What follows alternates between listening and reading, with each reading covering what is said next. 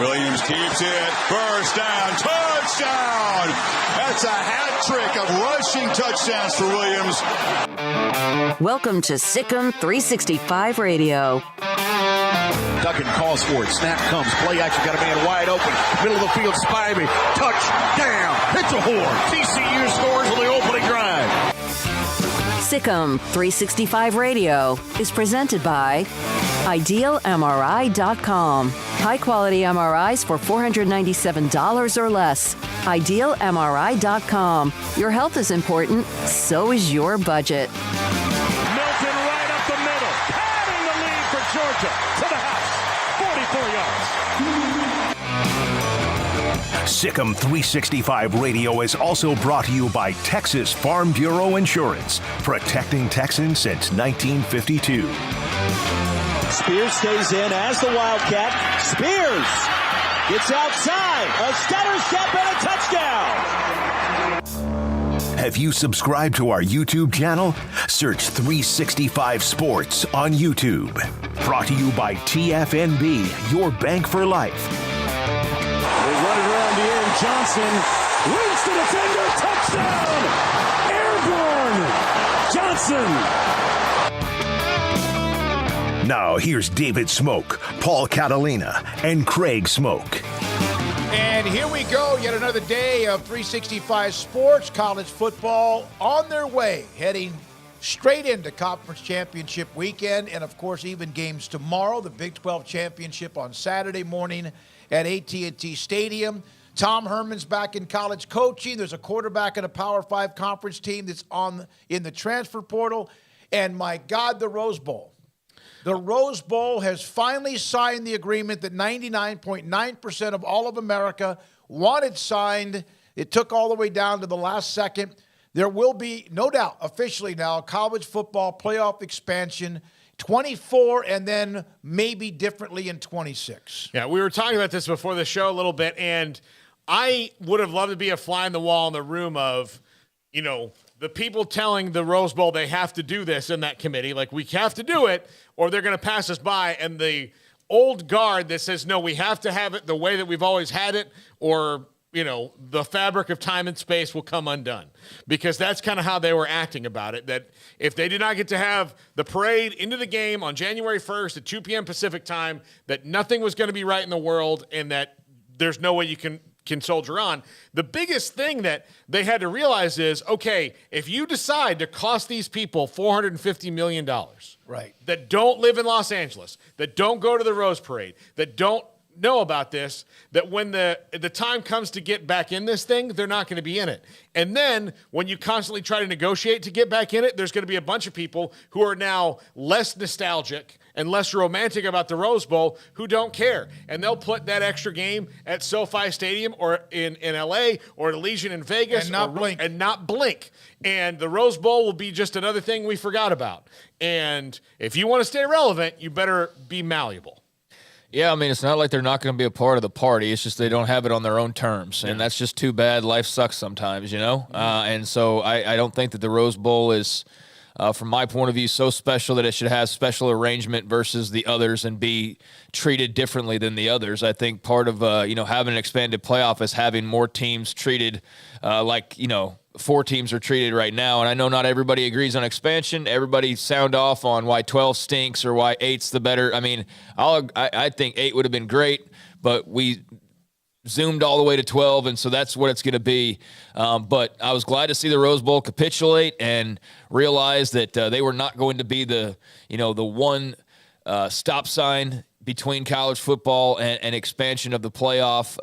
Although they tried to be there for a little while, I think it's just a reality check for the folks out in Los Angeles or Pasadena, to be more exact, of kind of the changing landscape of, tradition is still a big part of college football and tradition matters, but there's a lot of tradition getting thrown to the wayside, including 2 teams right in your backyard who are now joining the Big Ten. Yep. So this is not your granddaddy's college football for the granddaddy of them all, or for anybody else for that matter. And, I understand that there's nostalgia.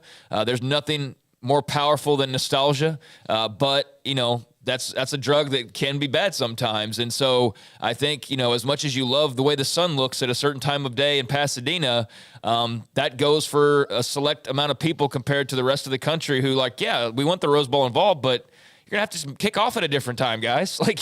You can't have it your way. You're going to have it the same as the Fiesta has it, and the same as the Sugar has it, and the same as, other historical bowls or not so historical bowls have it, however they end up solving, what the bowl system's actually going to look like. But I'm glad they're involved, and I'm glad that they, kind of realize, hey, this is not a fight we're going to win, and if we want to be involved in this, then we're going to have to, give in a little bit. And so they did. And to the West Coast folks and to the folks who have traveled out there, and, I know a lot of Texas fans have these romanticized memories of watching Vince Young score, and there's all sorts of other memories over the years, especially for Big Ten and Pac-12 fans.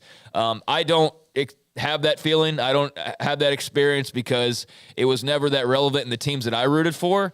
But I always, admired it from afar and thought it was a cool deal. But for me, it really doesn't change my feeling about college football in any way, shape, or form. And I think I'm probably part of the majority. Now, it might not be an 80-20 majority, but I do think it is the majority. If you were to poll college football fans and is the Rose Bowl strong enough to put a stake in the sand and prevent an expanded playoff? No, I don't think that they should have that kind of power. No, and this is the first time in my lifetime, which means it's the first time in Craig's lifetime, and maybe the first time in Smokey's lifetime, where college football appears to have heard the demands of their actual consumers and done it the way the consumers had asked for.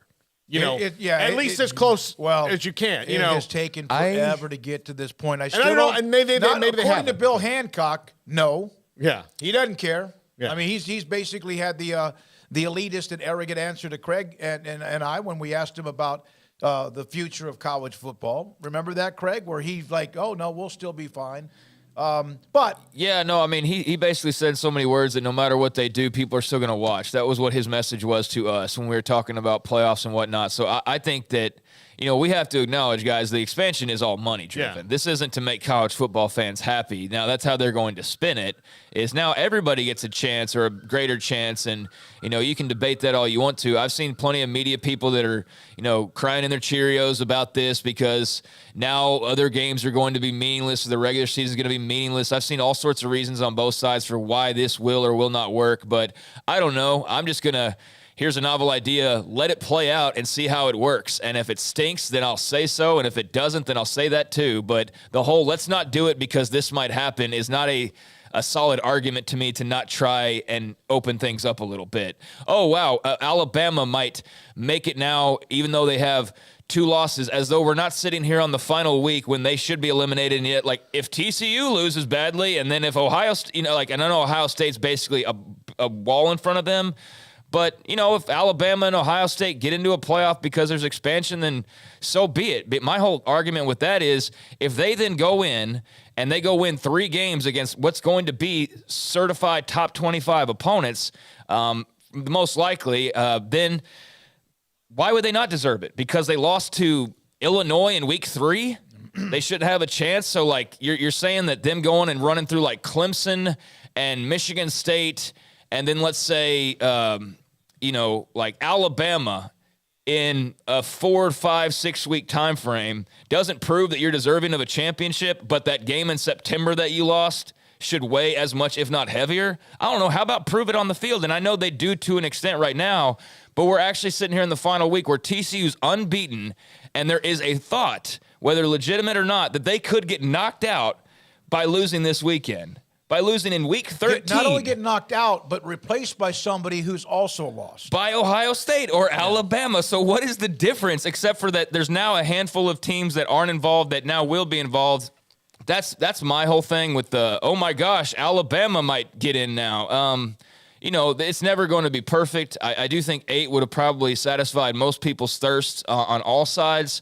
But you can come up with an example, if you really want to sit and think about it, for why 12 is not going to work. You can come up with plenty why 4 doesn't work. So no one's ever going to be totally happy. I don't think it's a big deal for those saying it's going to kill college football. It's going to kill the regular season. I mean, the NBA regular season is one of the most wasteful amounts of time in the world, and yet their playoffs are, they're just fine. They're totally popular. I mean, not every game of 82 matters, but that doesn't, I don't think, hurt the NBA. And yet I'm seeing arguments about TV ratings will be affected and this and that. I don't know. Well, it's here. The good news is I don't care about anything else, whatever's happened before now. It's here. 2024-25 is when it will start. There were thoughts it might be pushed back again. It is here. There are still a lot of things to dot the I's and cross the T's and all that.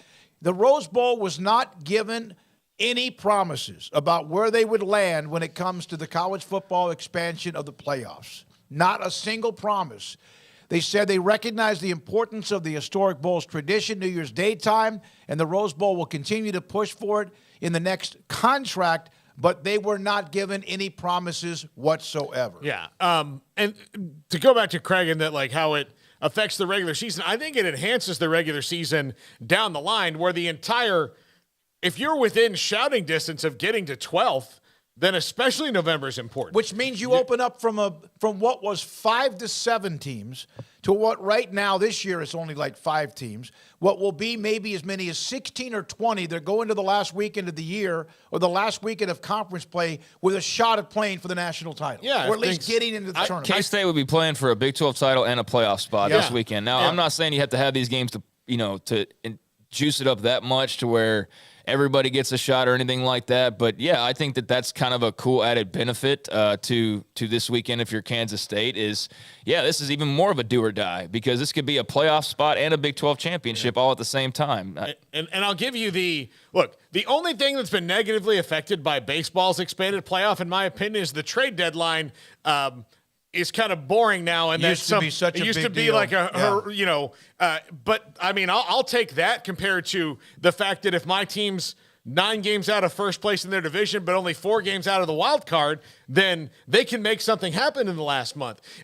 Same thing in college football. I think what would be maybe affected is there's going to be some conference championships that mean absolutely nothing. Oh, sure. Because both teams will be in regardless. It would just mean seeding. It's like district championships almost in football and high school level in Texas. That used to be the banner you would put up because state championships were so rare. Everybody gets in. 4 teams get in. It's nice to be the number 1 seed, but at the same time, it's just a banner. Yeah, I do think that the elimination of conference championship games would be a way to solve a lot of people's anxieties. Yeah. I do think that but they won't do it. That's the problem, is that and that's where you do get into the greed aspect of this, of where, okay, maybe that is too much because, now conference title games do lose a little bit of their luster. Certain ones, not all of them, like the Big 12 one wouldn't because TCU's in regardless. Depends on the situation. Yeah, it depends on the situation. So I don't think you could just blanket say, oh, well, now conference championship games don't matter at all. Some might, some won't. That's just kind of the deal. Guess what? That's kind of the way it is now, too, in so many ways. Yeah. It matters a little less potentially because, yes, you want to win that conference title. Maybe there's not as much of a penalty for losing it, but I don't think that's a reason to not do it. But I do think that I think eliminating them would eliminate a lot of the anxiety so that you don't have that question of do they matter or do they not. If LSU beats Georgia, does that conference championship really in the big picture matter? No, and Georgia lost to the conference championship last year, and it didn't matter. It didn't matter. So all right, we will take you all the way until 6. Tim Fitzgerald joins us. He covers Kansas State as they play TCU Saturday morning. Max Olson, theathletic.com on many things college football. We have Off the Radar, Paul's Top 5, and Mike Heller will join us from the game in Milwaukee. He does talk show radio and TV up in Milwaukee on Wisconsin, and Luke Fickell, and even maybe a couple of notes about the Packers and Aaron Rodgers. Brennan Armstrong, Virginia quarterback, has entered the transfer portal. LSU quarterback Jaden Daniels will play in the game against Georgia. New Mexico State has been given a bowl waiver, 5-6, but couldn't play against San Jose State because of death of a player for San Jose State and couldn't find a game. Blake Corum out. Knee surgery, out for the rest of the year for Michigan. And Tom Herman, back in college football as the head coach at Florida Atlantic. You guys, that's just a bunch of little nuggets at one time. We'll go backwards. Tom Herman at Florida Atlantic is a great hire, I think, for Florida Atlantic. I think that, he's proven he's a proven winner, especially at that level, that he can do things. Now, Texas didn't work out the way he wanted to, but he did, get them to 10 wins and a Sugar Bowl victory, and looked like he had them coming back. But I'm curious to see how it goes at FAU. That's low stakes for him, so I think that he can really, sit back and relax as much as Tom Herman's capable of doing that and win some games there.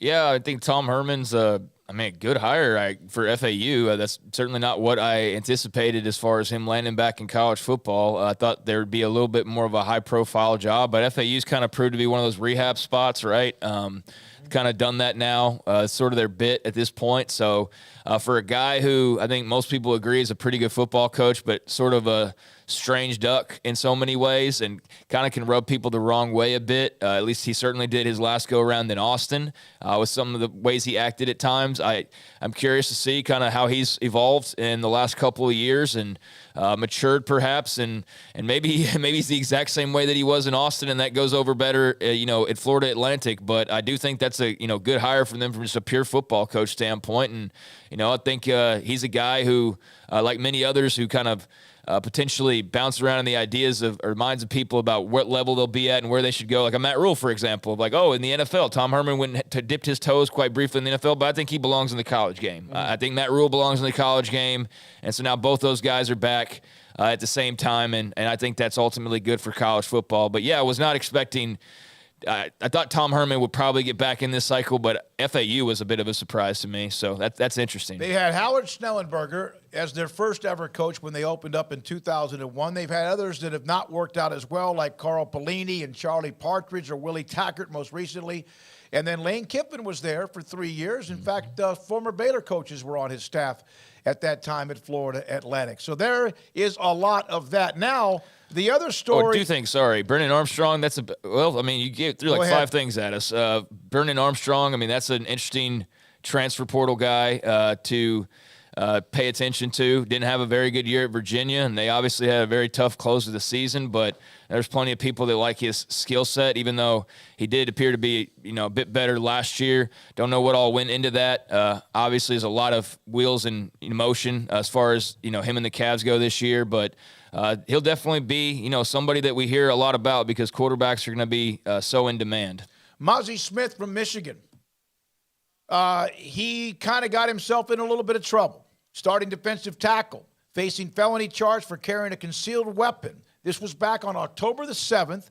Charges not filed until this week in Ann Arbor. The charge is punishable by imprisonment for not more than 5 years or a fine not more than $2,000. He's already got an attorney. You knew that was going to happen. They play, of course, this weekend. I don't know whether or not Michigan has made a decision. It says here he will continue to participate as a member of the football team as they play Purdue for the Big Ten title this weekend.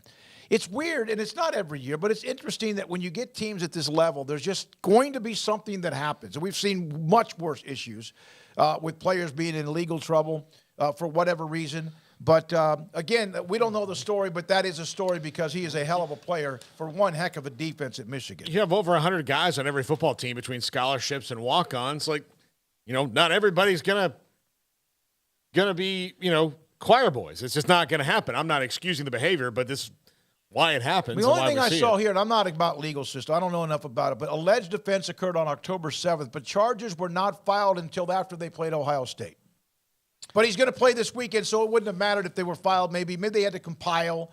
They had to do some I don't know. Austin Meek from The Athletic says that Ann Arbor PD, Washtenaw County DA released conflicting statements about whether he was arrested at the scene of his traffic stop. They've now confirmed that he was arrested and released pending review of a gun charge. So I don't know. That all sounds like I need to sit down and read the report on it. But yeah, that's obviously notable, and it does feel like after years of the Fulmer Cup being a thing that there's a lot less chatter about players in trouble. There's still some of that, obviously. That's never going to go away when you have thousands of, young men. I mean, and shoot, the coaches too. I mean, look at Mickey Joseph yesterday. So, that's just kind of, unfortunately, blotters part of the deal, and probably any industry you look. Certainly in the NFL, we see time after time, that's just part of just the whole environment. So interested to see how that gets cleared up or doesn't. And on another Michigan note, I mean, that Blake Corum note you mentioned, that's obviously huge. That's absolutely massive news, although Michigan proved last week that they could,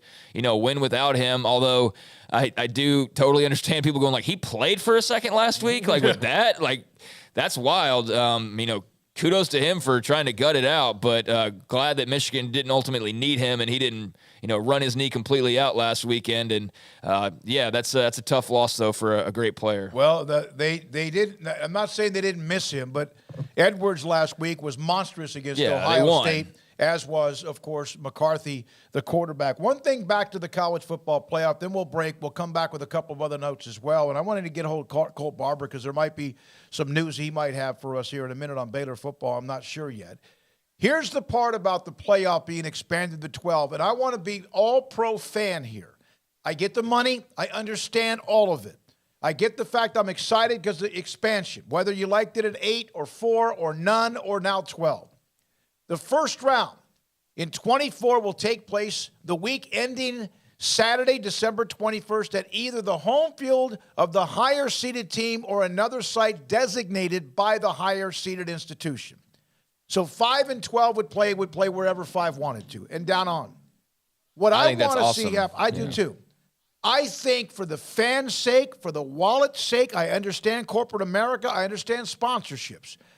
I don't care how big a school or how big of an enrollment, how big your fan base or donors are, to ask those people, whoever you are or they are, to go play a game on the road would be ludicrous. I don't care how much money anyone has. So I love the fact they're going to play the first round at somebody's home site or they choose a place. I wish they would do that in the next round too, because there are just some fan bases that don't have that many fans, even if they're passionate. And there's also some people that just don't have that kind of money to maybe have to go to Phoenix or to go to Atlanta or to go to New Orleans or somewhere like that and then turn around and yet do it again.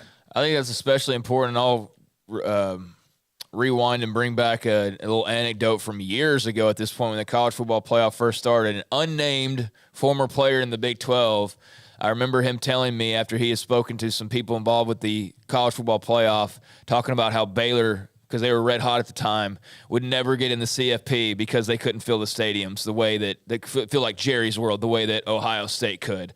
And I remember thinking at the time, like, oh, that seems kind of silly. And I've learned along the way, like, no, I absolutely believe that now at this point. So, yeah, if you're a smaller school, especially with 12 teams, there's going to be smaller schools that get in that only have 50,000 seat stadiums. I think this is great because, yeah, you're probably not going to, and even the big schools aren't going to have fan bases. They're going to have people that can just go to, hey, we're playing in New Orleans this weekend, and then we're playing in Los Angeles, and then we're going to be up in Chicago, and then we're going to, that's asking a lot of even folks with cash to be able to pull that off. So I think that's brilliant. And I just think atmospherically. And because it's also a quick turnaround, too. Yeah, it's a quick turnaround. And I also think just atmospherically, I mean, environmentally, that's going to be a way cooler scene to see, like a first-round playoff game, Utah hosting like TCU and doing it at their place rather than doing it at like Pasadena. Yeah, I'm all for that. Absolutely. And that's good for the local economies. It's good for the schools that will be hosting. That's an incentive as well. And I'll just be curious in the matchups where they actually decide like, no, let's go neutral site.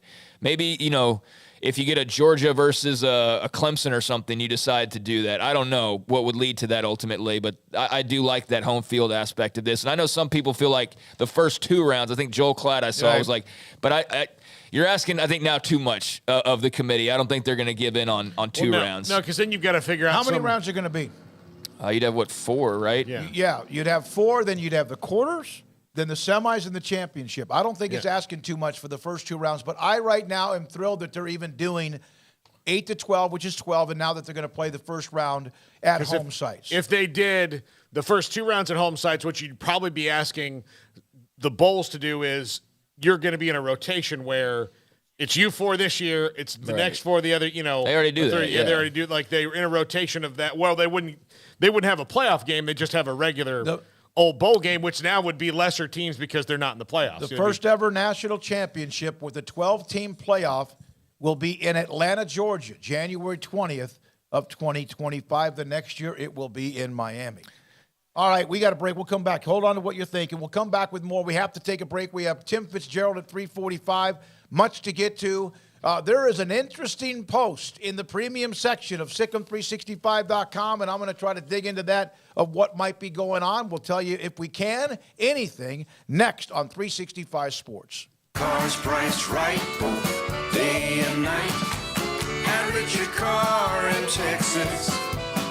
Trucks built for you, red, white, and blue.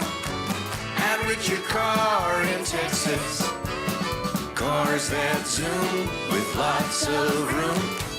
At Richard Car in Texas. Count on us, a dealer to trust. At Richard Car in Waco, Texas. Texas Farm Bureau Insurance has protected fellow Texans with auto, home, health, and life insurance since 1952. With more than 260,000 square miles of land and 27 million people, that's a lot to cover. Whether you're wrangling cattle or wrangling kids, we're proud to protect Texans in all Texan ways of life. Stop by and see our agents at one of our 3 McLennan County locations. Coverage and discounts are subject to qualifications and policy terms and may vary by situation. You want to know why Stonewood Dental is so successful? Listen to what happy customers have to say. It's pleasant. It's different than any other dentist office. I really feel like they care. And it's not that you're here for 2 hours waiting on someone to take care of you. It's quick and easy, and I bring my kids, and my kids love being here too. They really love the treasure box. Staff is really nice and accommodating, real friendly. You feel more like home. It's not sterile looking. Everybody has their own personalized rooms with decorations and decor, and they'll even have a blanket for you when it's cold. I've recommended people to actually come here, and they are patients now. I really love it here. It feels like family. Learn more, stonewood-dental.com.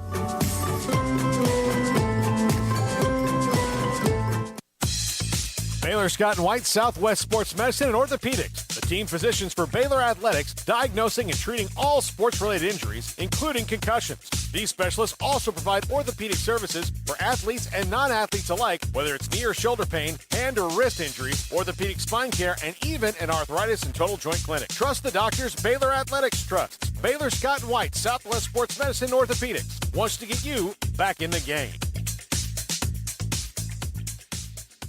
Pizza, burgers, and Bears football. There's no place around Waco that serves them all other than Bubba's 33. Come show your green and gold and enjoy some of Waco's best food and beverages while watching your favorite team, the Bears. When real Bears fans get hungry, Bubba's 33 is the #1 spot for ice-cold drinks, hand-stretched, stone-baked pizzas, and bacon-infused burgers. Join us for indoor or patio dining. Bubba's 33, Waco's restaurant and proud supporter of Baylor Bears football. Sick 'em, Bears. How did Edward Jones become one of the biggest financial service companies in the world? By not acting that way. Financial strategies, one-on-one advice, it's a big difference. And that's why Brad Wilson, your Edward Jones financial advisor, makes sense of investing. Experience the difference for yourself. Brad Wilson, 250 Sharon Drive in Woodway, 254-776-4337. Edward Jones, member SIPC. We're fighting hard at Pickup Outfitters in our battle to end truck nudity. But it's not just about putting an outfit on a naked truck, it's about making sure you have the very best customer service. So we offer the Pickup Outfitters Lifetime Installation Guarantee. Over time, sometimes your outfit needs a little tune-up, maybe some tightening, adjusting, whatever. If you outfitted your truck at Pickup Outfitters, that tune-up is absolutely no charge for the remainder of the time you own that truck. We also offer free warranty assistance.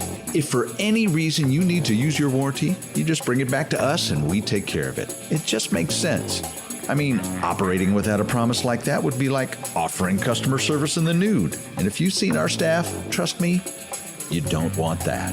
So do your part to end truck nudity by outfitting your truck, Jeep, SUV, or van at Pickup Outfitters, 220 Lake Air Drive in Waco, where we promise to serve you fully clothed.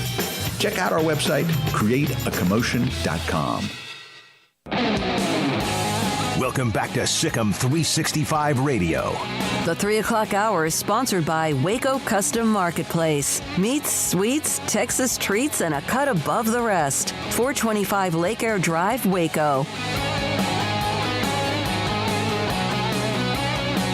It is at the bottom of the 3 o'clock hour. We have 2.5 hours to go. Craig Smoak, Paul Catalina, David Smoak, 365 Sports. Jacob Wilson is here today, and Garrett Ross running the mothership as well. Garrett, do you have the odds of the 4 teams that are right now locked in at 1, 2, 3, and 4 for the college football playoff? This is something that Brett McMurphy put up based on odds, point spread, that if Georgia played any of these teams, including Ohio State in this list, they would be favored by the least against Michigan. That makes sense. Just barely over Ohio State. And then also TCU, USC, 10, 13.5. If Michigan played those same teams, there you see the odds there. TCU 5.5, 9 for USC, and a pick'em game in a repeat match with Ohio State. And if TCU was to play USC, it's the only one left in the mix here, or Ohio State, they would be favored. No. Underdogs by 3.5. No, they'd be favored over USC. They would be underdogs to Ohio State. And so would USC against Ohio State. But you cannot, and this is some things that fans, you could always find an argument. Like all of a sudden, well, our endowment's larger. You cannot pick the college football playoff 1 through 4 based on who would be Vegas's picks to win the game. It's based on what you've earned during the regular season. Yeah, I think there's already becoming a bit too much Vegas infiltration in college football as it is. And I realize that's a big part of why the sport is as popular as it is the betting side of it. But I think we've got our fill of that at this point.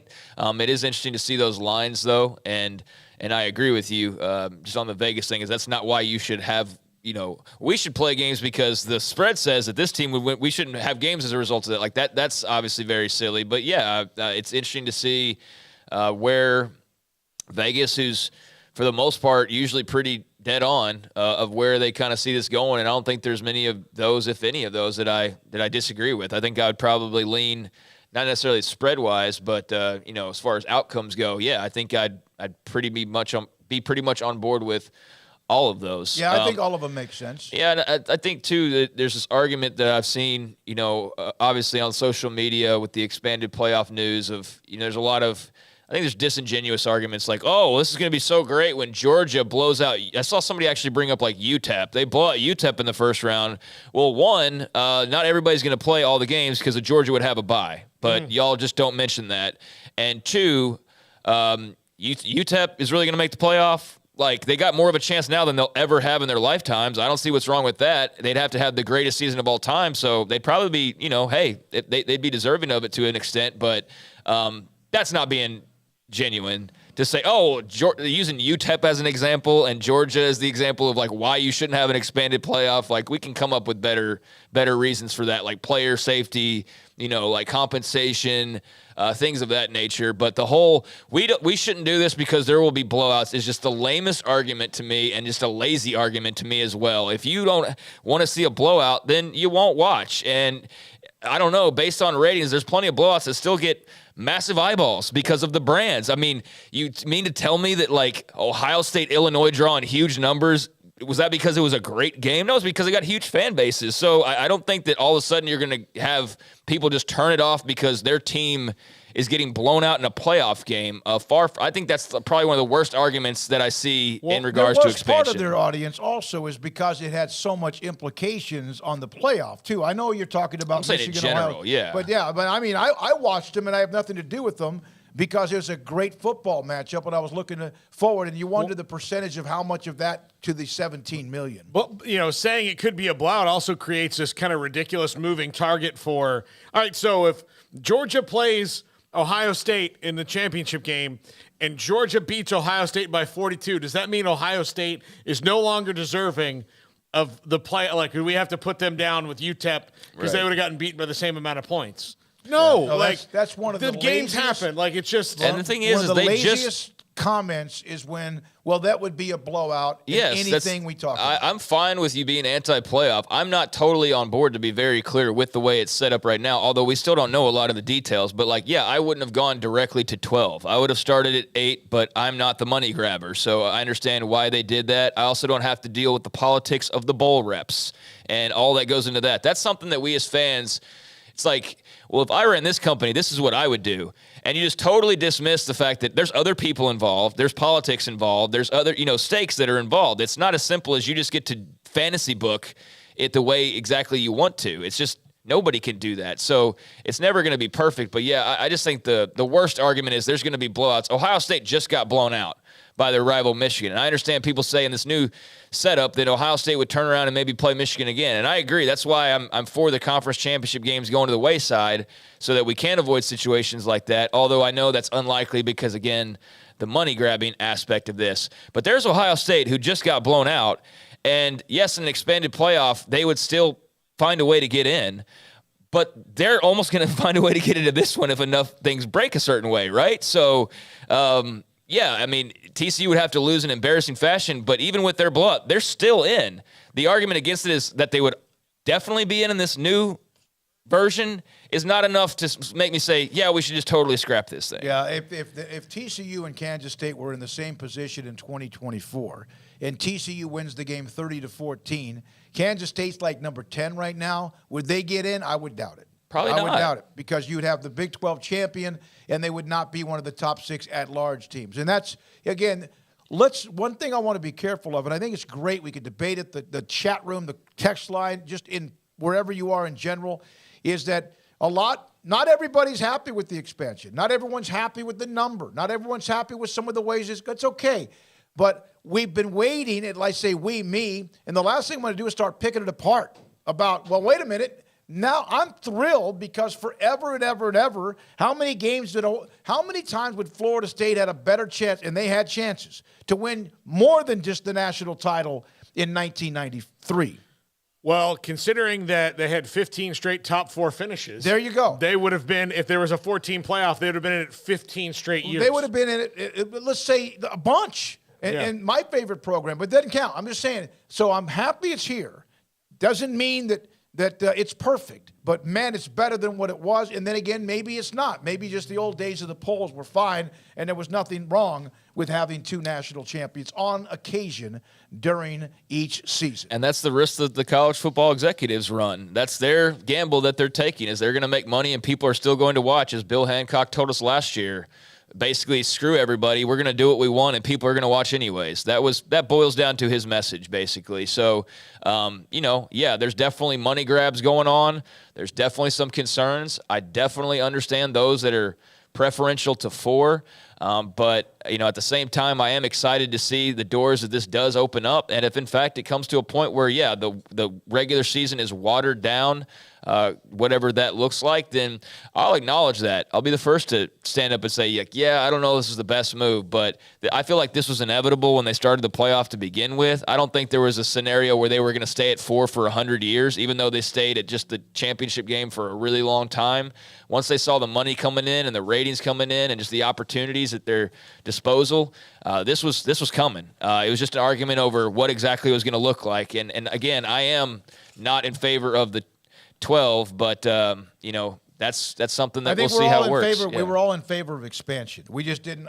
Doesn't mean you have to agree on the number. Craig will have Off the Radar today at 4:45. Paul will have his, of course, top 5 at 5:55. Whose coaching search are you taking care of this week? Actually, it's Hudson Card's search for a new home. All right, that's that's like a coaching search, except for a player search. All right. Tim Fitzgerald will join us on Kansas State as they get ready for the rematch with TCU in a game that at one point was 28-10, and the Frogs, like they've done, if they haven't already dictated the tempo, here they come, scratching and clawing, getting back in it, and found a way to win that game. Looking forward to Max Olson. He does a great job with a lot of the transfer portal and coaching search. His thoughts about a couple of the coaching additions this week. And then a little after 5 o'clock, we have Mike Heller on Wisconsin, 4 days after Luke Fickell was introduced as the head coach at Wisconsin. This is 365 Sports. Cigars, if you like to smoke them, Don Humidor has them. 48-foot walk-in humidor.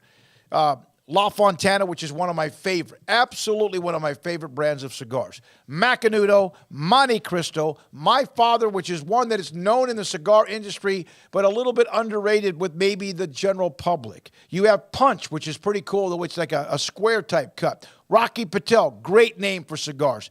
Padron, Cohiba, elite names of cigars. The 1964 Padron is in fact, 2021 was the cigar of the year, ranked by Cigar Aficionado. On top of that, fresh coffee beans, accessories with cutters and torch lighters and more, CBD products, including Vita Dreams, that allows you and helps you have a restful night and falling asleep without tossing and turning, no matter what is on your mind. Don Chimador and Coffee Beans, Carol, Ashley, and Cheyenne in the Townwest Shopping Center off Valley Mills in Waco. Genco's Black Friday Cyber Monday auto loan special is here. Apply for your auto loan online and receive a 0.15% loan discount. Plus, every auto loan gets 90 days with no payments. Then have a chance to win 90 more days with no payments. Black Friday Cyber Monday only at Genco. This special runs till December 2nd. Every online application gets an additional discount plus 90 days no payments. Only at Genco. Subject to credit approval, membership eligibility, and loan policies. For more information, go to gencofcu.org, member NCUA.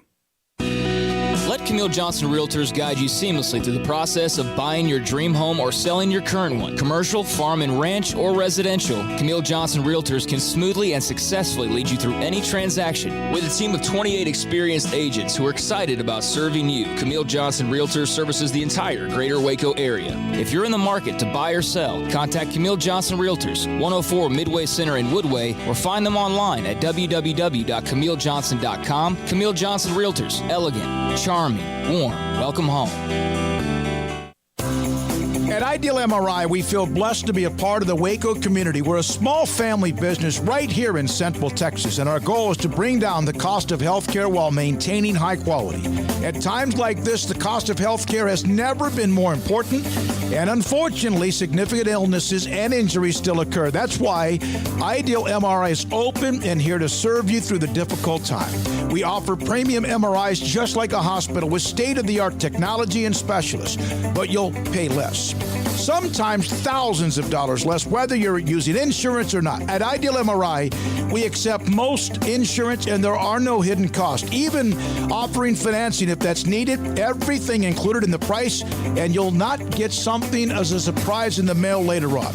If you need an MRI, ask your doctor about Ideal MRI. They'll know. You can schedule an appointment safely from home online in minutes at idealmri.com or give us a call, 833-IDEAL-MRI, idealmri.com. Howdy, Chet Garner here, professional guide, searching for bears in the wild. But not just any bears, oh no, a particular kind. With hundreds of thousands roaming freely in the wild, yet still hard to spot unless you know the signs. There they are, Baylor bears. If you're a bear enthusiast or even a bear yourself, join me and let's find some bears in the wild. Join the expedition at baylor.edu/alumni. Waco Custom Marketplace is your home for holiday favorites for parties or time with the family, with various specials available while supplies last in store or ordering by phone, including 8 to 10 pound half spiral hams at $4.15 a pound, 12-pound pit hams at $4.35 a pound, 8 to 22 pound bone-in hams for $3.40 a pound, 14 to 16 pound whole raw turkeys at $2.85 a pound, and $4.80 a pound for 9 to 12 pound whole smoked turkeys, 6 to 8 pound mini pit hams for $5.99 a pound. Limit 4 of each item per customer. Call in advance to ensure availability or drop by Waco Custom Marketplace, 425 Lake Air Drive in Waco. Waco Custom Marketplace, your full-service butcher shop for customized orders or cuts of your favorite steaks or beef tenderloin or specially ordered prime rib roast. WacoCustomMarketplace.com.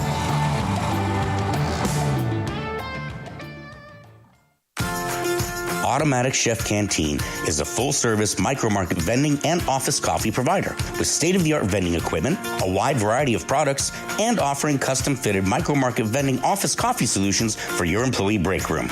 You want a full break room solution and a workplace oasis? Well, Automatic Chef Canteen, locally owned and operated for over 50 years in Central Texas, also includes in-house mechanics on call 24/7 for fast, reliable service and maintenance. Automatic Chef Canteen, 6900 Imperial Drive in Waco, or online at automaticchefcanteen.com.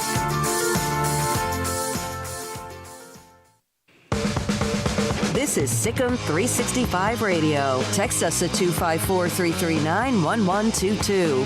The Sikkim 365 Radio text line is sponsored by Riverbend Liquor and Wine, with the most extensive variety of craft beer in Waco. A hidden gem on Lakeshore Drive and 19th Street. Tim Fitzgerald has joined us before, great friend of the show. We have many, thank goodness. Be a part of 365 Sports, Go Power Cat, and joins us on K-State TCU. Tim, thank you very much for your time. I know you're about to make that long trip down to Texas for the game on Saturday. What kind of an accomplishment has this been for Kleiman and K-State to be in this game? Yeah, it's kind of amazing, isn't it? That these two teams are the teams that meet for the Big 12 title based on what we thought going into the season would be happening. Now, K-State ended up at 9-3, which was my prediction, but they got there by being 7-2 in the conference because I didn't think they'd lose a non-conference game, and not expecting Tulane to be the team it turned out to be.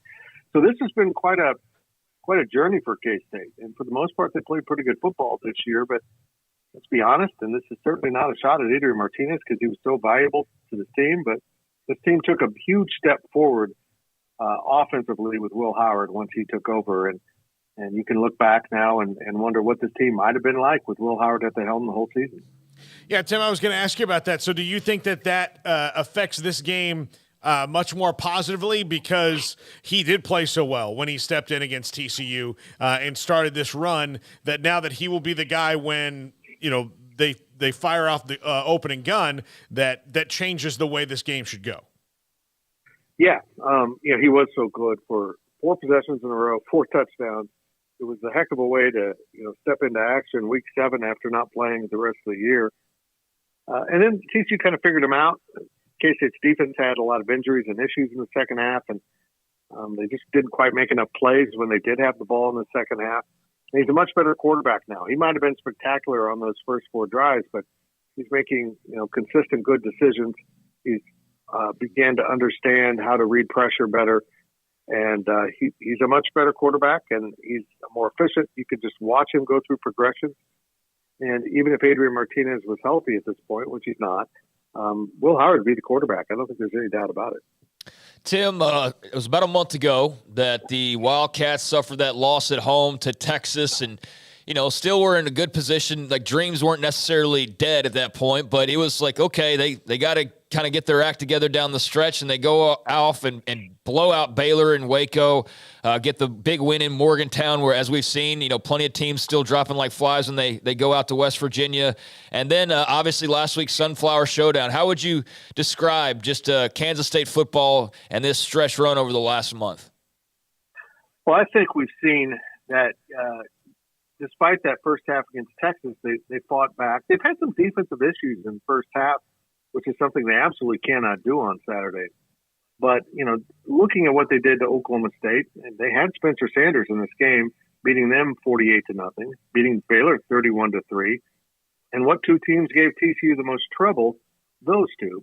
Now, I'm not comparing scores. I'm simply saying when K-State plays well, they've got a higher gear that I don't think anyone in the conference can really match. Maybe Texas, but they're not very consistent with it. So I do think there's a great deal of hope that K-State will play a much better football game than they did first time around, because they had so much go wrong and still played the Frogs within 10 points, missed 2 field goals, had 2 quarterback injuries. The third-string quarterback came in overwhelmed to throw a pick. There's a lot that K-State left on the field in Fort Worth. So they were up 28-10, and they gave up a very late touchdown to TCU in the last 20 seconds of the first half that you kind of felt like maybe what that meant to TCU. What happened? They didn't score again after 28-10. Yeah. So you could see K-State on their final possession of that first half pull their horns in a little bit. And I think, this was a lesson for Colin Klein in his first year as an offensive coordinator. In this conference, you can't get conservative too early. You can't manage a lead through 2 quarters against a good football team or you're going to lose. So if they can possess the ball at the end of the first half and not have to punt it back, I think they win this game because that end of the first half touchdown by TCU combined with getting the ball back to start the second half and scoring another touchdown. So basically, because you didn't convert on your last possession, you gave up 14 points, and now it's, 28-24. And the whole game's different. All the momentum's with TCU. And then the injuries just started to pile up on the defensive side of the ball. They finished that game with virtually no starters healthy. Some were playing, like Felix Anudike-Uzomah was out there limping around. They had their second and third string linebackers in trying to tackle Kendre Miller, including a third string walk-on middle linebacker. They just didn't stand a chance. They could not get TCU off the field, and I think they ended up having 38 minutes of possession because they played great defense with their offense. K-State couldn't score if they didn't have the ball. Do you think that's what K-State will try to do this week? Could be. It's an interesting balance because Will Howard's brought more quick strike offense to this team, but we did see him in the second half of 2 games now where he just relied on a possession style of offense. Only threw the ball 3 times in the second half against KU as Deuce Vaughn and company ran it for him. They tried to cut down on the possessions in the second half against West Virginia because they devolved into a shootout. And as you mentioned at the top, you don't want to do that at West Virginia. You can lose that pretty easily. So they have kind of managed the ball a little bit more, but they can also strike quickly. Hey, guys, this is the most diverse K-State offense I've seen in a very long time. And you know what I'm talking about. It's kind of been a slow down, suck the life out of the game offense for a while, but they can match you if you want to get into a shootout, which past K-State teams couldn't. I know that obviously this game's important, but does it kind of feel, Tim, like just up in Manhattan, up in the Little Apple, like K-State football's back, so to speak? Yeah, there's a real sense of that. And yeah, winning this game would be this December is just enormous for this football program. You get a chance to win a Big 12 title, and win or lose, they're going to end up in the Sugar Bowl. So they know that going in. They've really got everything to gain and nothing to lose from this game, other than a loss. But and you're probably, by all appearances, going to get Alabama. And even if they're depleted by departures, that doesn't matter to K-State. That's not K-State's problem. You still get to play the brand name. If you can get 2 wins here, I think you really redefine the ceiling for K-State football under Chris Kleiman, at least in the immediate future. Tim, we've discussed, with Texas and Oklahoma back in the summer of 2021. Last year we saw Oklahoma State, Baylor. Oklahoma State, yeah, you could see where at least they might be in the mix, but Baylor came out of the bottom of the preseason poll. And now we have K-State was 5th, I think, and TCU was 7th or 8th. Your thoughts about what the conference has done, kind of like with the Pac-12, even though USC's playing Utah. It seems like that they've all kind of, not everybody, risen to the occasion in some way to make sure that everyone understands that this conference is deeper than people think. Yeah, the Big 12 is just brutal. I mean, you go back another year and you've got Iowa State playing Oklahoma. So 5 of your last 6 teams in this game, and there's been 6 different teams over the last 3 years, which is remarkable. 5 are part of the new 12. So I think that let the national media understand these last 2 years have been really good for the future conference, because everyone understands now this isn't just about Oklahoma and Texas. This conference plays really good football. And what continues to separate the Big 12 from everyone else is the bottom is still pretty good. Despite what Iowa State did last game against TCU, you don't want to mess with the Cyclones. They just can play. In fact, they beat Iowa. That's one of their wins, and Iowa almost won the Big 10 West. So this conference from top to bottom every day is an act of survival. Heck, West Virginia did what we didn't think they could do, which was win on the road in the Big 12, and they went and did that the last week. You look out at the Pac-12, they still got a handful of programs that when you line up right now with Arizona State, and some others, you're going to get a W. Unless you really screw it up, you're going to get a win. And you just don't have that kind of moment to breathe and relax and play your backups as much when you're going through this 12-game onslaught in this conference. So the Big 12, the all Big 12 team came out yesterday, and no one, fan bases or even those who might cover a team who see someone more often than not. But what does it say about the running backs in the Big 12 that Deuce Vaughn is not a first-team running back? And it's hard to argue against Kendry Miller and Bijan Robinson. No, they were the top two running backs. There's no doubt about that. Yeah, it's pretty good. And you know what? In all fairness to Deuce, I think Adrian Martinez's emergence in the running game in the first part of the season kind of deflated his numbers. That doesn't matter to Deuce at all, but I think it did kind of shift the focus away from Deuce, even for the offensive staff, but also for the national media. Oh, look at Adrian. Look at how good he is. Look at that play. Because Adrian was really good, particularly at Oklahoma. The one that really jumped out at me was Felix Anudike-Uzomah, who was the preseason Defensive Player of the Year, and honestly has not put up the kind of stats he did a year ago. But the reason why, and the reason why he won, is everyone has double-teamed him. Everyone has committed so many resources to not letting him take over a game that he's impacted the game directly by not making plays, if that makes sense. And I think that's just a statement that he went ahead and got those votes, even though the numbers have been down a little bit from what maybe you expected. Well, the votes come from coaches. Coaches have to game plan. They watch the film, and I know that, I thought Jalen Ford, we had some arguments in our chat room, the kind of year he had, the linebacker at Texas, the big plays against K-State, in fact, a couple of times. But, there's also, coaches are the ones that game plan. They understand the stats of a defensive lineman compared to a linebacker. And if Ford would have been named it, I would have been okay with it. I would have absolutely been okay with it. Okay, so you have a long drive. How far is it, like 7-8 hours? Yeah, it's about 8, maybe 7.5. We are going most of the way tonight to stop at the world's largest and most disappointing casino on the border. But they do have a nice hotel, so we're going to stay there. It was important for me to find a place that had a good hotel and maybe a place to get some late night food and maybe a little drinky winky so we can relax. And then we can sleep in tomorrow because we can't get into the hotel till 3 down in Irving. So that's what we'll do. We'll just ease on in. We have a couple of 3 people that will be there covering it for us. We were there last year. It was an incredible day, an incredible atmosphere, and, of course, an amazing game and an unbelievable moment for Baylor. And obviously tough for Oklahoma State. Enjoy it, Tim. Good luck. Thanks for your time. We always appreciate the insight. I think we're going to have a similar down-to-the-wire engagement between these two teams. Tim Fitzgerald, GoPowerCat.com, with us on 365 Sports in a game that, you know what, you look at everyone who had ups and downs, and K-State had a couple of they bumped their toe, whatever, but TCU's been the constant throughout, the resiliency, whether they've been behind or they've taken and dominated a game like Iowa State. Thrilling wins. Dominant wins, and I, you know what? I this is the game, the best 2 teams, based on start to finish.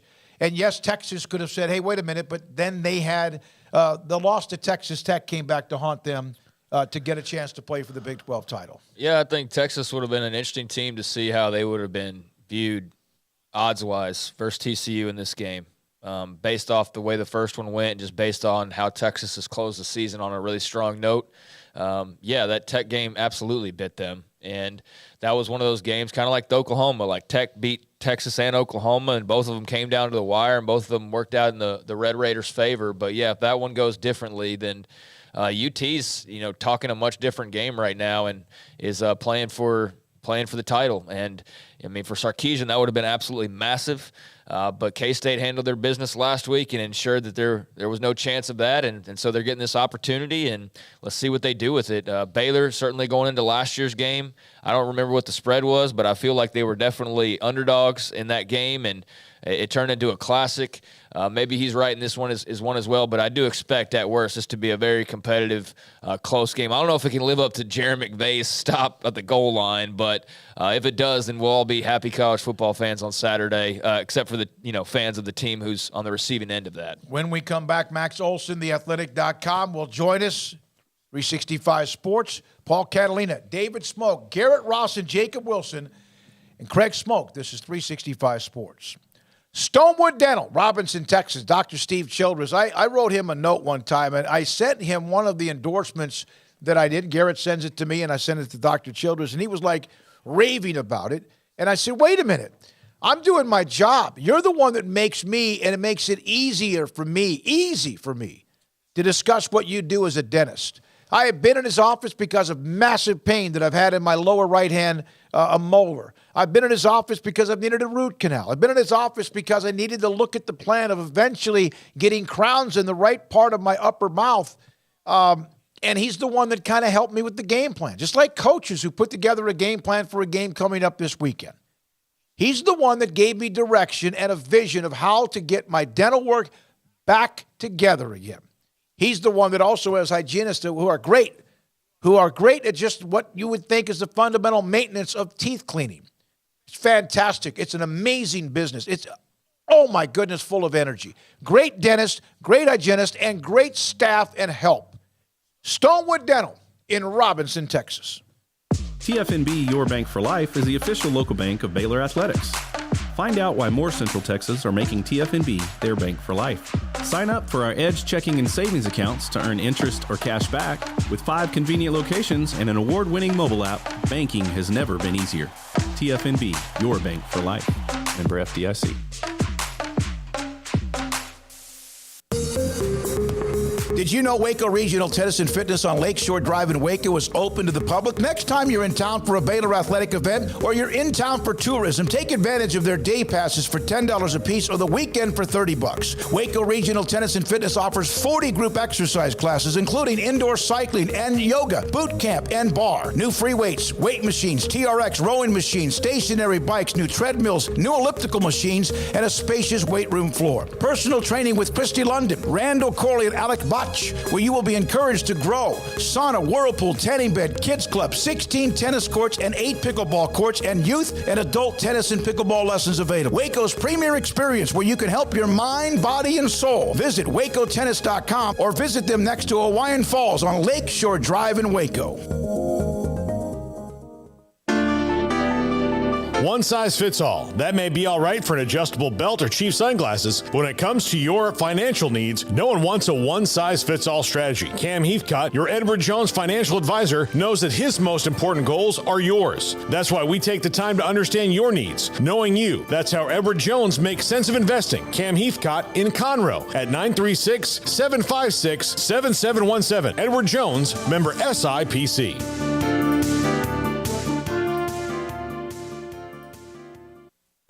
You know what would make this moment better? Pizza. Dough made from scratch and an Italian family sauce recipe pizza. 3 fresh signature cheeses making a melty blanket of perfection pizza. Like loads of premium toppings like crispy Old World pepperoni, savory Italian sausage, and fresh sliced veggies pizza. That's Marco's Pizza. Visit marcos.com and make any moment better. And with 4 locations in Waco, Belmead, China Spring, Woodway, and soon to open in Robinson. Marco's. Pizza lovers get it.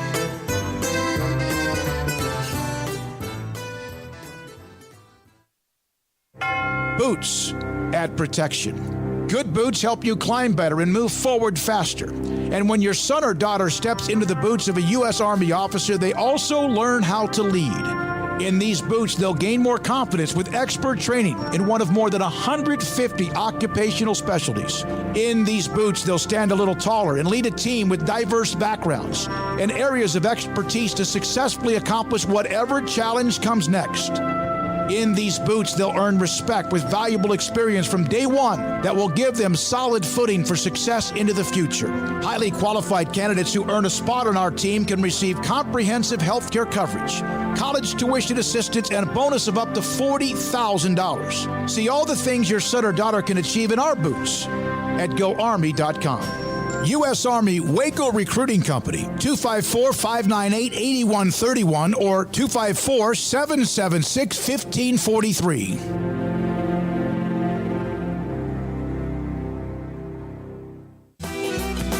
Shorty's Pizza Shack at 12th and Bagby is a homegrown, locally owned pizza place that's out of this world. Everything from the dough, the sauce, the sausage topping is made fresh in-house. Not to mention the amazing pizza pillows, the chicken wings are to die for. Try the Sikkim sauce, chili cheese fries or tots, plus great specials on food and drink every single day. Shorty's is also the perfect spot to watch the game with your friends. Shorty's Pizza Shack at 12th and Bagby. Tell them Paul sent you by.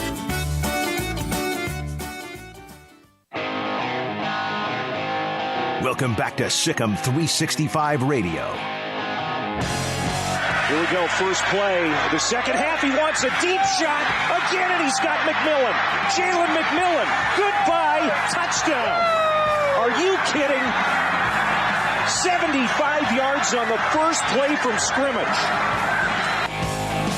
The 4 o'clock hour is sponsored by Boozer's Jewelers, the wedding ring store, specializing in custom jewelry and repair, all in-house. Now here's David Smoak, Paul Catalina, and Craig Smoak. We're back this 4 o'clock hour. We kind of told you that there was something brewing with Baylor football, and we'll ask Max Olson about it as well. Colt Barber from our staff is reporting that Ron Roberts, the Baylor defensive coordinator, and Ronnie Wheat, secondary coach and also special teams coach, have been relieved or fired from the Baylor staff. We saw Dave Aranda make moves after the 2020 season very quickly, and he's doing it again. And Max Olson joins us. We'll have our discussion. Colt's going to join us after Max on 365 Sports. Max, I know that we just got the news. Your thoughts about this? Ron Roberts is kind of like part of the hip, a join to the hip with Dave Aranda. Yeah, that's a wow for me. I mean, it's certainly, when you think about the progression of your career, like, it's hard to have to, like, fire your mentor, you know? I mean, that's a hard step to have to take, and an interesting decision there by Dave Aranda. Obviously, in Dave's career, he's worked with and he's helped bring up a lot of defensive coaches. So I'm sure he has no shortage of ideas on who he'd want to work with in terms of running his defense from all of the places he's been and the GAC's had and all that kind of stuff. So certainly curious to see what direction he wants to go in with his defense. But yeah, that is a shocker to me. Max, just 1 year off of having a fantastic defense that Baylor had. Yep. Things change. But is that kind of how we all have to move in college football now, where you can't maybe, get that reboot chance and, after a down year? Well, it's Dave Aranda. He doesn't seem like a guy who tends to overreact to things, right? So I think that certainly I'm sure that after a season that didn't go the way that any of us expected, I'm sure you do a lot of inventory and analysis of where are we not getting the job done here, and surely must have led him to this conclusion. But yeah, I mean, it's that is how it goes, right? I mean, you can be really good and winning a conference title 1 year and be out of work a year later. I mean, that's just the nature of the beast here with the business. Well, Max, there's a million ways to go in college football right now between the playoff news and conference championship weekend. Yeah, hey, let me know if anyone goes in the portal while we're talking. Yeah, no kidding, right? Yeah, a couple big ones today, and that's obviously going to keep growing. But I have to start off by asking about Matt Rule in Nebraska. I mean, obviously that's become official since the last time that we talked to you. We talked to Coach just a couple of days ago. Your thoughts on the big move by Trev Alberts?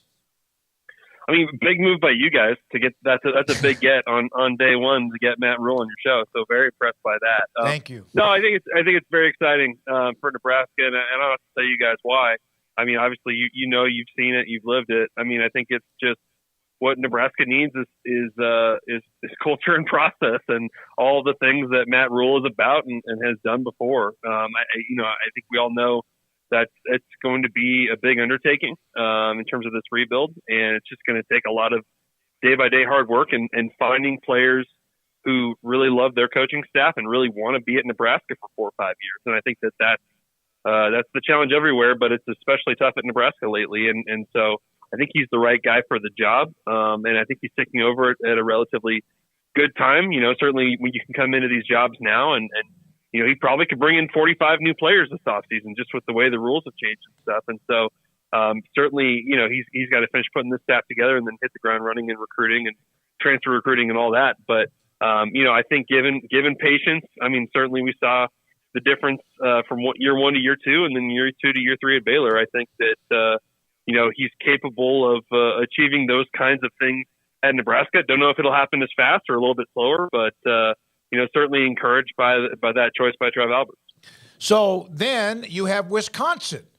Checkmate with Luke Fickell. Your thoughts about Fickell in Wisconsin?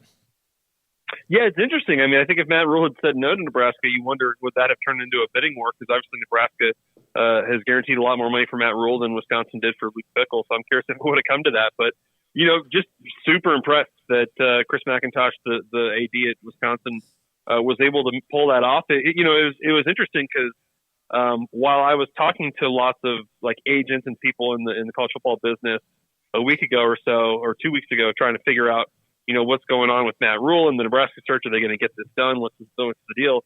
People kept telling me, I don't know if they're going to go with Jim Leonhard there, but no one really kind of know who they would hire if it weren't Jim Leonhard. And so to go and swoop in and pull that off, I thought was, that was a hell of a get for Wisconsin. And I just think really highly of Luke Fickell, and similarly the way that he built his programs. And I think that, as we all know, like for where the Big Ten's heading here, it's going to be a different deal once you get rid of divisions and you bring in USC and UCLA, and who knows if they expand more, right? Like you've got to be aggressive here in trying to build up your program, because it's not just about, winning the Big 12 West anymore.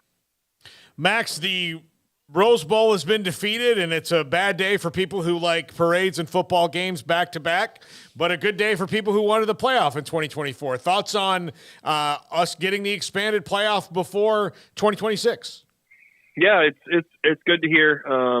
It's funny when we were getting to the steps of this getting close, you would hear a lot of the CFP folks say, well, hey, I mean, there's still a lot we got to work through and all this stuff. But, once you get people agreeing on a model, it's not that hard to figure out the event planning piece of it. And I know the Rose Bowl stuff seemed a little bit dramatic, but not surprised it went that way. And I'm glad to see it. I'm glad to see, certainly this first we got kind of a 2-year test run here before 26 of kind of how this works and how we can do it better. And certainly I think I'm super excited for the first round games on campuses.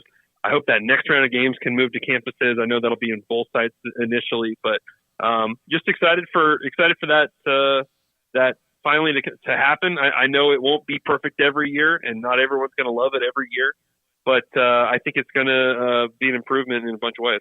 So you do like the expanded field more so than staying as is? I know everybody's got their own taste in that regard.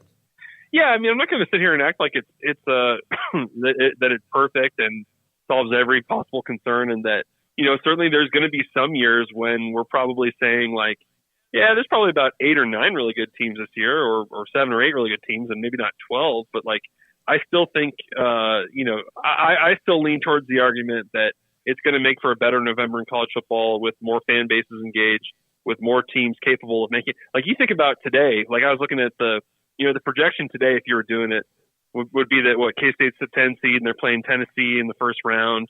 But you think about like how different the conference championship games are going to look when we get to that. I mean, if K-State were to beat TCU in a title game, like does Clemson move into the top 4? Does K-State move into the top 4? Like the conference title games and having the 1 versus 2 in the conference title games is going to make those games a lot more dramatic, and I think going to lead to some interesting situations, because right now we all know, Georgia and Michigan State are going to the playoff no matter what.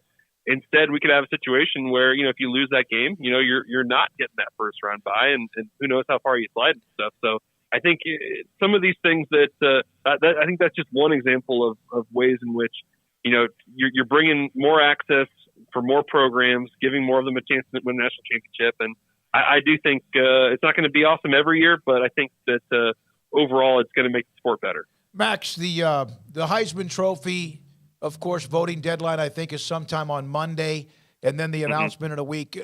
Does Caleb Williams, in your opinion, if you look at the just national perspective, I know I have a vote, we can't give our opinions on it, but do you think he has to win this weekend to just clinch it, or does he still have a chance if he doesn't?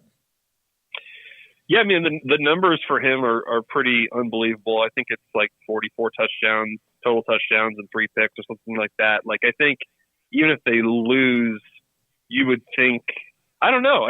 It's going to be interesting. I think that Caleb Williams, I would hope people have not sent their ballots in already and just locked that away for him, because certainly I think Utah is going to challenge USC. But yeah, he has a chance to go win it. And if they don't win that game, it's a great question. I mean, maybe that brings some more people into play. Obviously, C.J. Stroud's not playing this weekend, and obviously Max Duggan has an opportunity here. I suppose you could say that about Stetson Bennett and other players too, but I think it's an awesome opportunity for Max Duggan against the top 10 team to go out and kind of finalize his case for it too, and have a chance on a big stage with everyone watching him to go have a big game. And I think Max Duggan deserves to go to New York City, and hopefully he can have the kind of game this weekend that makes that possible. Max, I know that Lane Kiffin calls himself the Portal King, but you are truly the real Portal King because you've got to follow it from every angle. Hudson Card and Brennan Armstrong, probably the top two quarterback names that have thrown their names in. Where do you see each of those guys, or what kind of program fits them best? Yeah, it's already shaping up to be an interesting quarterback class. I would throw in Jeff Sims from Georgia Tech and Luke Altmaier from Ole Miss, Cade McNamara, which funny, we're kind of hearing a lot of Iowa talk with him, which you wonder what offensively where they're going at Iowa. But Cade McNamara leaving Michigan's a big one. I think with Hudson Card, the news of the last hour does intrigue me a little bit. You wonder if Tom Herman can get Hudson Card to come to FAU and kind of sell him on playing in an offense that that he looked good in before. I know when Tom Herman was at Texas, those guys felt like he was really the next big thing there. But I think Hudson's going to have some good opportunities, whether it's in-state or even Power 5 schools. I think he's kind of like Shane Buechele, right? Like you got recruited over a little bit, but that doesn't mean that you're a bad player. And I think if he goes to the right system, he's going to have a chance to be really productive next year. I could see that being a Power 5 school or maybe somewhere a little bit more familiar, closer to home. And in terms of Brennan Armstrong, I mean, if you've got a quarterback need, you're probably calling that guy. I think like Tennessee and Notre Dame and a bunch of these schools, I would imagine are blowing him up right away because that's a proven guy that that when you watch them in 2021, when you put the right stuff around him, he can put up monster numbers. He was really, really good last year at Virginia, and then after that, Bronco Mendenhall steps down. His OC, Robert Anai, goes to Syracuse. Pretty much his entire offensive line went in the transfer portal, and his running back who went to Washington. He bet on staying there and playing for Tony Elliott, and it just didn't go as well this year. It was a pretty rough year. And I think him moving on as a grad transfer makes a lot of sense. I think the Power 5 schools have to be blowing him up this afternoon for sure. Did you have Boca Raton as the spot where Tom Herman would return to college football? His name was popping up for a lot of jobs, so I'm not surprised he got a Group of 5 job out here. It's funny. I guess that you could probably look at it and say Tom Herman is kind of on the Lane Kiffin path here a little bit, right? I mean, I think a guy that certainly has proven he can be an OC at the highest level. First run as a head coach at Houston was successful, and then at Texas at a higher level. A lot bumpier ride, although the record was successful. It's an interesting comeback here for Tom Herman, who's been out of the spotlight here for 2 years, and that's quite a rebuild. I mean, that thing was not going very well under Willie Taggart, and it's going to take some work. But certainly, you look at the Lane Kiffin era there, and they won 11 games in 2 of his 3 years there. So I'm not saying it's going to happen that fast for Tom, but I think that's a pretty low pressure setting for him to get back and really prove himself. I actually think that Boca Raton's a great place for Tom Herman. There's a lot of angry people who send food back. I think he's got that vibe.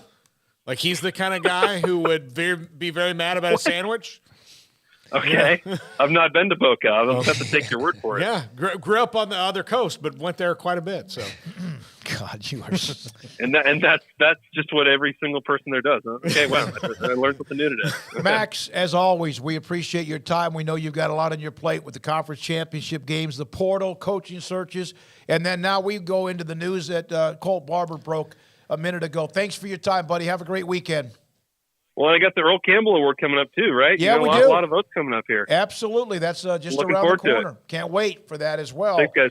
So if you're now joining us, you didn't hear earlier, Colt Barber of 365 Sports reporting in the Forum's premium section, and now it's out everywhere on Twitter as well, that Dave Roberts and Ron Roberts and Ronnie Wheat have both been relieved of their duties, or you can use the term fired or what.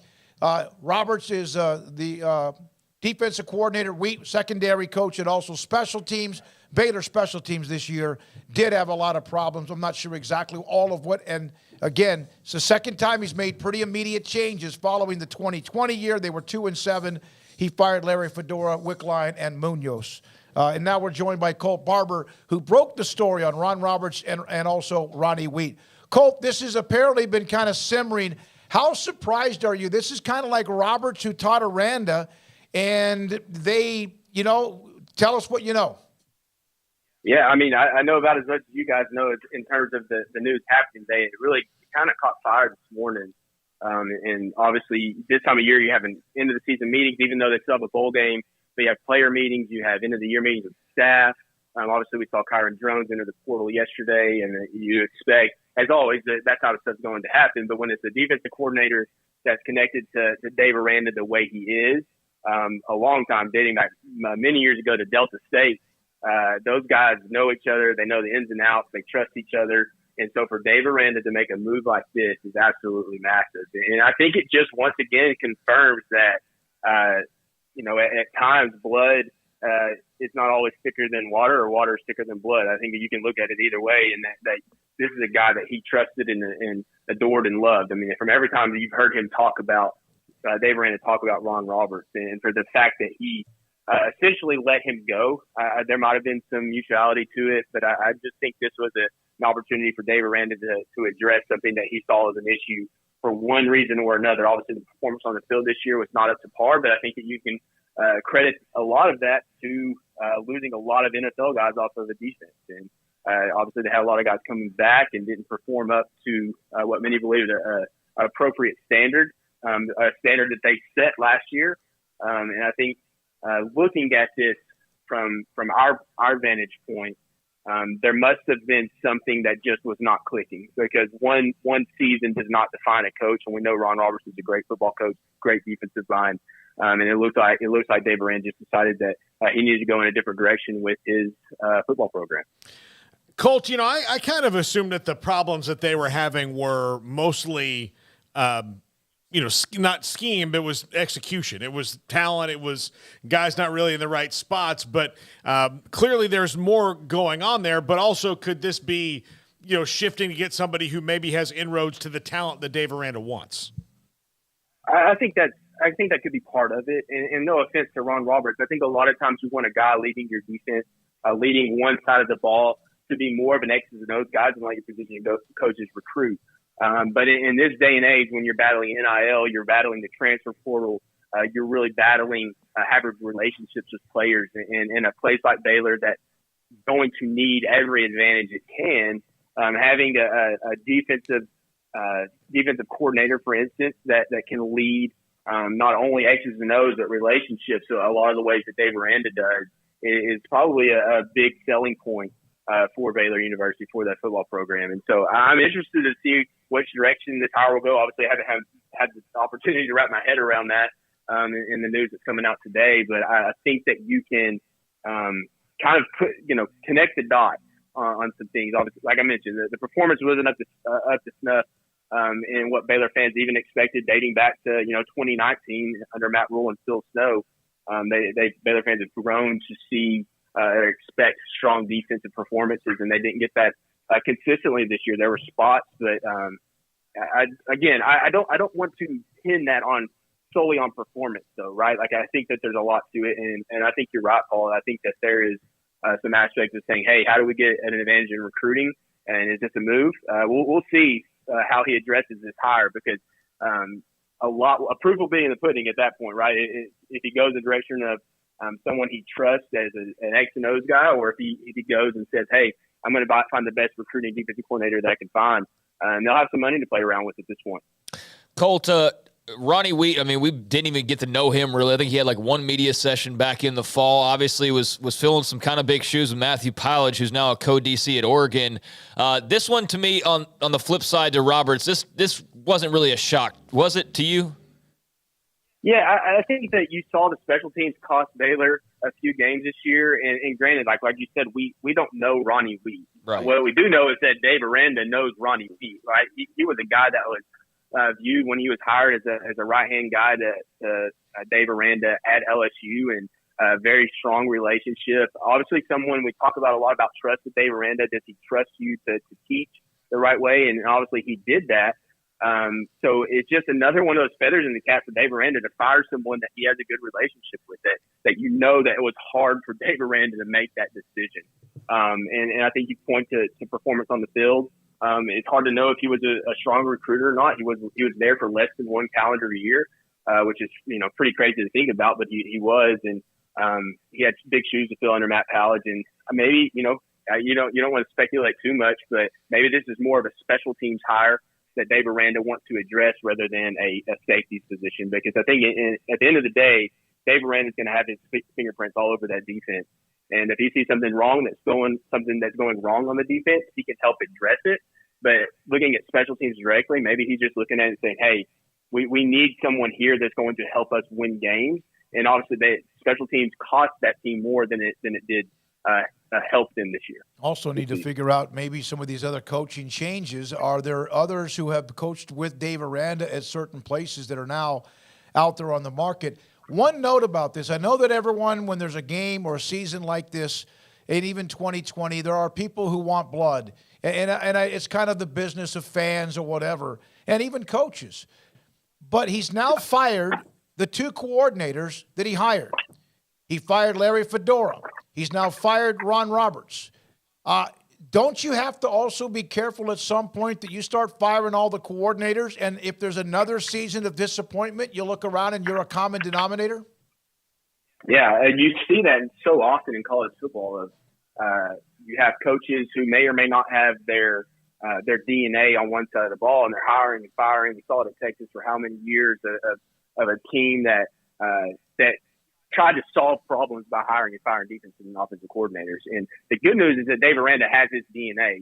He has his backbone, right? He has that. A lot of the same ways that Art Briles had his offense at Baylor. He had that to lean on when times got tough. And so I think that's a good thing. Now, you can't get in the habit of firing offensive defensive coordinators regardless, because it sets a bad precedent. But I think what it does show us, and there's a good balance to this, is that if he's going to make a tough decision, he's going to make the best decision, or what he believes is the best decision. So I'm anxious to see how he addresses this.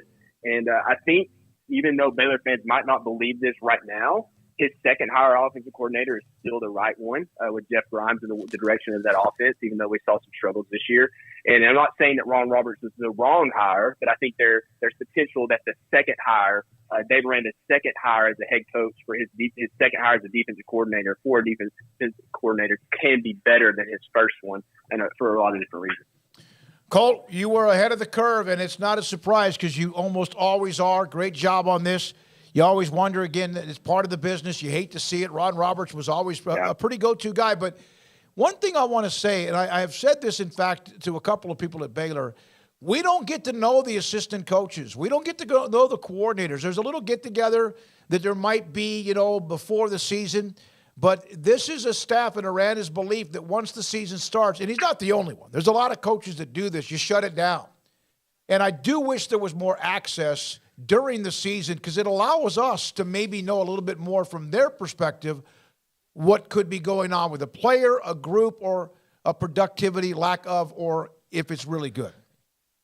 That makes sense to you guys? Yeah, it does. But at the same time, if they're not on the same page and those guys are out there talking and, saying what they're... No, I'm not saying they're going to be out there like going against the grain of what the head coach has said. Right. But it'd be nice to be able to pick their brain a little bit during the season. Like, ask the question, and Aranda's going to give you a certain answer when it comes to Shapen or the quarterback situation. And I think it would be, again, I'm selfish. I'm being very selfish here, but I do think it would not be a bad thing if there was more access to the assistant coaches. Thank Colt. Appreciate your time. Colt Barber, 365 Sports. You don't agree with me? No, I do. I just think that that's a whole separate thing from the top. I get what you're saying. It would be we could ask Ron Roberts maybe once, 3 times. It's not Ron Roberts isn't going to sit there and roll his eyes and say something about the head coach. Those two, that's like almost blood, even with today's news. It would just allow us to know a little bit more. Not that it's our business, but I think it is, so we also can cover the team better and understand why something maybe didn't work. Because you're not going to always get that from a head coach. As honest as Aranda might be, and also even transparent at times. Yeah, no, I mean, I get your point of view. It's just I'm not thinking that way. More access would be great. I don't know, though. At the same time, there's a lot of kind of empty media sessions at time, it feels like, too. So I don't know if we'd get a ton from, those sessions per se. But, yeah, I mean, I see Oklahoma and Texas and various others who trot their coordinators out there. Tech does it. I mean, yeah, I wish that they were available, but I don't know that we'd glean, necessarily a great deal more than we already do. Maybe we would, but at the same time, I also think Aranda likes to have guys with the same message. And clearly, were you predicting Ron Roberts to go? No. Were you predicting DePaul? No. So why would he have Ron Roberts up there if clearly there's something behind the scenes? Like, that's where I'm coming from is. But before the season began, if you knew Ron Roberts wasn't going to be your guy, then but you didn't, though. No, you didn't know that at the time. He didn't either. That's what I'm saying. That's why it would have been nice to have access. That's just me trying to maybe have a better opinion of what's happened today. Sure. I mean, that's fine that we can. I don't even think we disagree on it. It's just not. This is the story is that Ron Roberts is out, regardless of how much he talked to the media.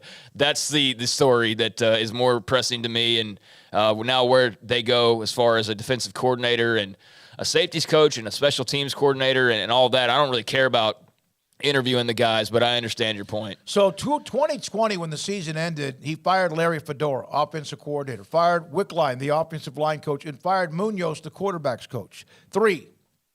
We've heard of 2 names, Ron Roberts and Ronnie Wheat. Is there someone else coming? Are there going to be other changes? We don't know. Well, here you go. You want to know what maybe the coaches don't talk sometimes? I just said on Twitter, going to take a minute to digest the staff news coming out of Waco, but we knew changes were coming, and so they begin with the search for a new DC, ST coordinator, and safeties coach, and Devin Neal Sr. responds. Y'all know Devin Neal Jr.? Yep. He starts safety for Baylor. Senior says it was definitely needed. So take that as you will. But, yeah, I think that there was clearly something that wasn't right. And, maybe that's something that you realize, at the beginning of the year. Maybe that's even more reason why you don't want to have your coordinators up there talking. I don't know. That story, that part of the story is not important. But there's a player's dad who's talking about that this change was needed. I'm assuming he's probably referring more so to Ronnie Wheat. Yes, than to probably Ron Roberts. But who knows? I'm also seeing various messages, saying like there's obviously a disconnect. There was something not clicking with this football team on special teams at times, on defense at times, in general at times. I'm shocked about Ron Roberts.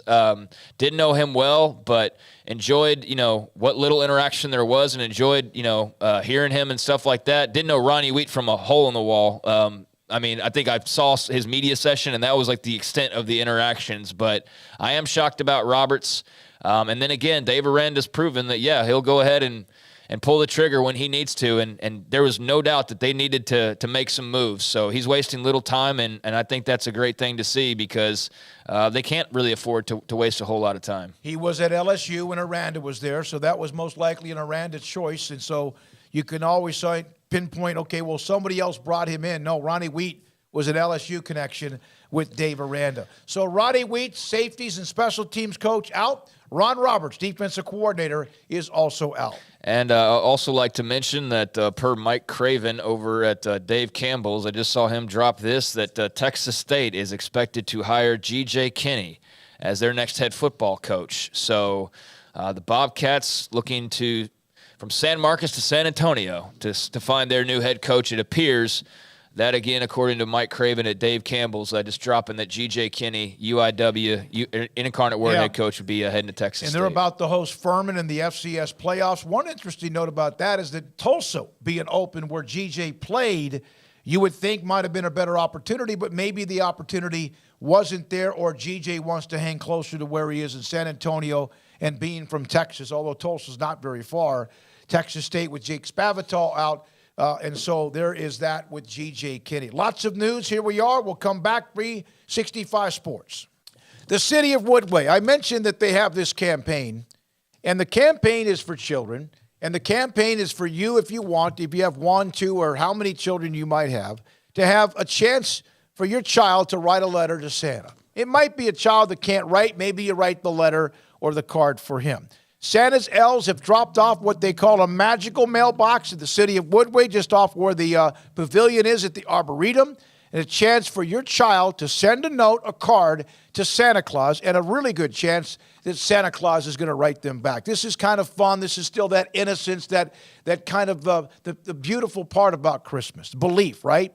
And then, of course, make sure you do include your return address so the cards can be sent back to you. It's Letters to Santa, going on from today through December 20th, from 8 o'clock to 5 o'clock every day, December 1st today through December 20th. Drop it off at the Arboretum at that magical mailbox and surprise your young child at some point later between now and Christmas.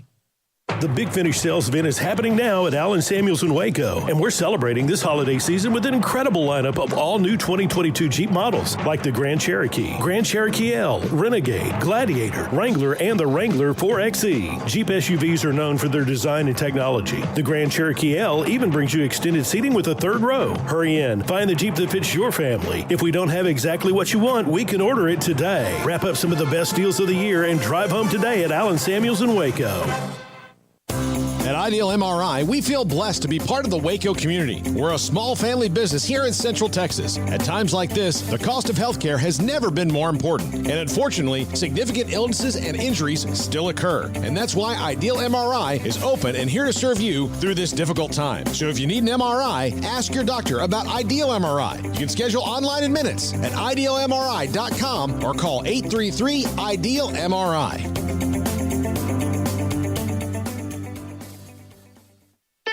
Don's Humidor, your home with a 48-foot walk-in humidor with the elite cigar brands from around the world, including the #1 cigar of the year, Aging Room Cuatro Nicaragua. Plus, they have the great brands like Macanudo and Artur Fuente, Rocky Patel, Aston, and so much more. CBD, great for sore muscles, aches and pains, sleep, Vita Dreams, and anxiety, mild depression, general health and wellness. Their staff very knowledgeable on the subject. If anyone is curious about CBD, ask Carol and Ashley. Don's Humidor in the Townwood Shopping Center off Valley Mills in Waco. 1, 2. I'm in love with a man named Rudy. I'm okay with that. He knows exactly what I want. He keeps me coming back. He cooks breakfast, lunch, and dinner for me. Does the dishes too. I'm in love with a man named Rudy. Last name Barbecue. It sure is easy to fall in love with Rudy's Tasty Oak Smoked Barbecue. Next in line. With so many companies and policies out there, it gets so confusing shopping for insurance, and I never know if I'm getting the policy that's right for me. Luckily, I met the team at the Niche Group Insurance Agency. With the Niche Group, you can go to one company and get access to coverage options from many insurance carriers, and you get to speak to a real person about your specific coverage needs. With the Niche Group, I know I'm getting the right coverage at the right price. If you need insurance, talk to the experts at the Niche Group at 1-800-258-8302. Hi, this is Paul Catalina. I recently got engaged to the love of my life, but the most important thing that I had to do before I popped the question was get that perfect ring. And I know nothing about rings. So I went to the wedding ring store, Boozer's Jewelers on Valley Mills Drive. I knew I needed a custom design, and that's exactly what they do. 9 out of 10 of their engagement rings are designed in-house. The entire process took less than a month, and they were great every step of the way. Great options on financing, excellent selection, and talented designers. My fiance and I get nonstop compliments on the ring. I only deserve credit for doing the smartest thing I could, walking into Boozer's and letting them work their magic. Your one-of-a-kind fiance deserves a one-of-a-kind ring, and that's what you get at Boozer's. Boozer's Jewelers, the wedding ring store on Valley Mills Drive. Stepping into the boots of a U.S. Army officer can add confidence and leadership skills to your son or daughter's career path. See all the things they can achieve in our boots at GoArmy.com. U.S. Army Waco Recruiting Company, 254-598-8131 or 254-776-1543. Welcome back to Sikkim 365 Radio. Right back to Pollard. A really good cut and a touchdown for Pollard. It is his stage today, and he's got an 18-yard score. It's time for our weekly segment with Mickey Spagnola of DallasCowboys.com. Brought to you by the First National Bank of Central Texas, with 5 locations to serve you. Mickey Spagnola, we have moved him back to tomorrow because of the news involving Ron Roberts and Ronnie Wheat with Baylor and the staff changes from Dave Aranda. So we'll do a little mini segment here. Craig's got off the radar around the corner that will be a part of the show in this hour, and then we go right in. And I think we just added Chris Vannini from theathletic.com at 5:30 today. So a lot of moving parts. We hope you enjoy the parts of what we do. And thanks to Colt Barber for being all over that story. No question about it. Yesterday, Paxton, great viewer, huge Texas fan. Every day he's there like first or second, he and Scotty B, to open up what we do in the chat room. And he was upset about the Big 12, all Big 12 team, and mainly about the offensive player of the year or what. And the defense was more upset about Jalen Ford, rather than Bijan and Duggan. And then Tim Fitzgerald made a lot of sense. And I thought about this myself. It's voted by those who prepare and put game plans together against players on the other side of the football. And that's a respect level. The stats of a defensive end are not going to be the same as a linebacker. But I'm not saying, if Jalen Ford would have been named the defensive player of the year, I would not have argued that either. No, and again, the coaches do it, and they know. They know better. I've told the story many times. A couple times voting for the AP All Big 12 team, I've had to call some people and ask who, when they have three teams, like who is the second and third best tight end in a league that doesn't really throw to them, because I'm not informed enough to tell you who the best blockers are. I know I've seen some things, bits and pieces during a game, but that could be just your one shining moment as a blocker where you squared up on some guys. And then I got some good information about who are the best ones. And now some years, there's a bunch of good tight ends. Some years that particular was Grant Calcaterra. And, tell me the other two people, because I really don't know, because the next, he had like 35, 40 catches. The next guy had 7. It just wasn't that. So coaches know, and that, I trust their judgment most of the time. I don't have. I mean, I'm great for Paxton to fight for his guy, but I don't really have a strong opinion on this. I think that those who voted had their reasons for why they voted for Felix and why they didn't vote for Jalen, and what those reasons are, they can explain in their own time. But I didn't have a vote, and I don't have a dog in the fight either way. So I think Jalen Ford had a great year. I think that Felix Anudike-Uzomah had a nice year as well. You listen to Tim Fitzgerald bring up the point about double teams. Are we going to start getting into the weeds on how each one was defended? Because we can get further into it, and maybe the further we get into it, the more you realize, it's a closer argument than you're making it out to be, because you're just looking at numbers. And I'm not saying that that's what Paxton's necessarily doing, but there are more than one ways to skin a cat. And just because a guy has more tackles doesn't mean he was a better player overall, because there is a difference in what they're being asked to do, how they're, attacked, and their opportunities. But, yeah, I get why a Texas fan is upset about it, but I just don't feel strongly enough to go on any, real strong rant about it either way. No, not a rant. Paxton's upset. He's a fan. Yeah, he said he's calm now. Yeah, he is. Good. He's mad because I pulled the scar back. I peeled the scab back, but I wanted to do it only because that does make sense if you look at it from a coach's perspective, rather than what might be your loyalty or how the eyes are. And Paxton's a pretty smart guy when it comes to who's this or that when it comes to teams in and out. I just wanted to bring that up. And Paxton, thanks for your time. Now, Brandon Boyd, Smokey, what's going on in the BU football offices today? Well, we hope, and I don't know, I lost my YouTube for a second as far as the chat room. I hope you've been listening to us since 4 o'clock when we mentioned Ron Roberts and Ronnie Wheat out. And who knows if there will be other changes, if there's others involved. But usually when Aranda's done that, it's all been at one time. It was with Fedora, Wickline, and Munoz, I think, within just a matter of hours. I just have to stop down here for a second. I just got another response on Twitter to the news. It's like, well, it doesn't matter if the OC doesn't change. Are we watching the same games? Like, do we watch these games and really go, like, the reason why they lost was because Jeff Grimes is play calling versus, I don't know, the multiple times in the red zone where there were interceptions thrown in key moments? Like, what did he have to do with that? If you want to say he didn't put his offense in position to win, that's one thing. That is not what happened. There were times where he called a bad play. That's going to happen to Lane Kiffin. That's going to happen to every man under the sun who calls offensive play calls.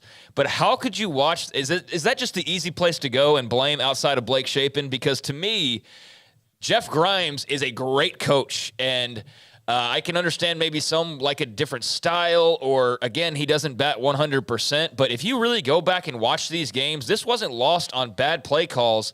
this game or that game. Ultimately, the reason why they lost 6 games was because when they had their opportunities, like driving all the way down the field and getting in the red zone, and then you throw an interception down 3 or down 7 to tie it, that's not the play call.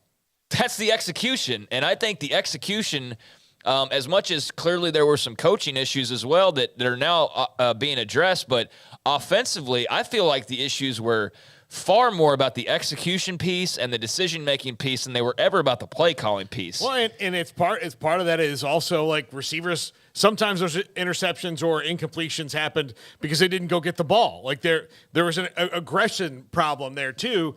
I completely agree with you, Craig. I think Jeff Grimes is a great offensive coordinator. I've heard a lot of people have talked to me about this, and almost exclusively to a man on this.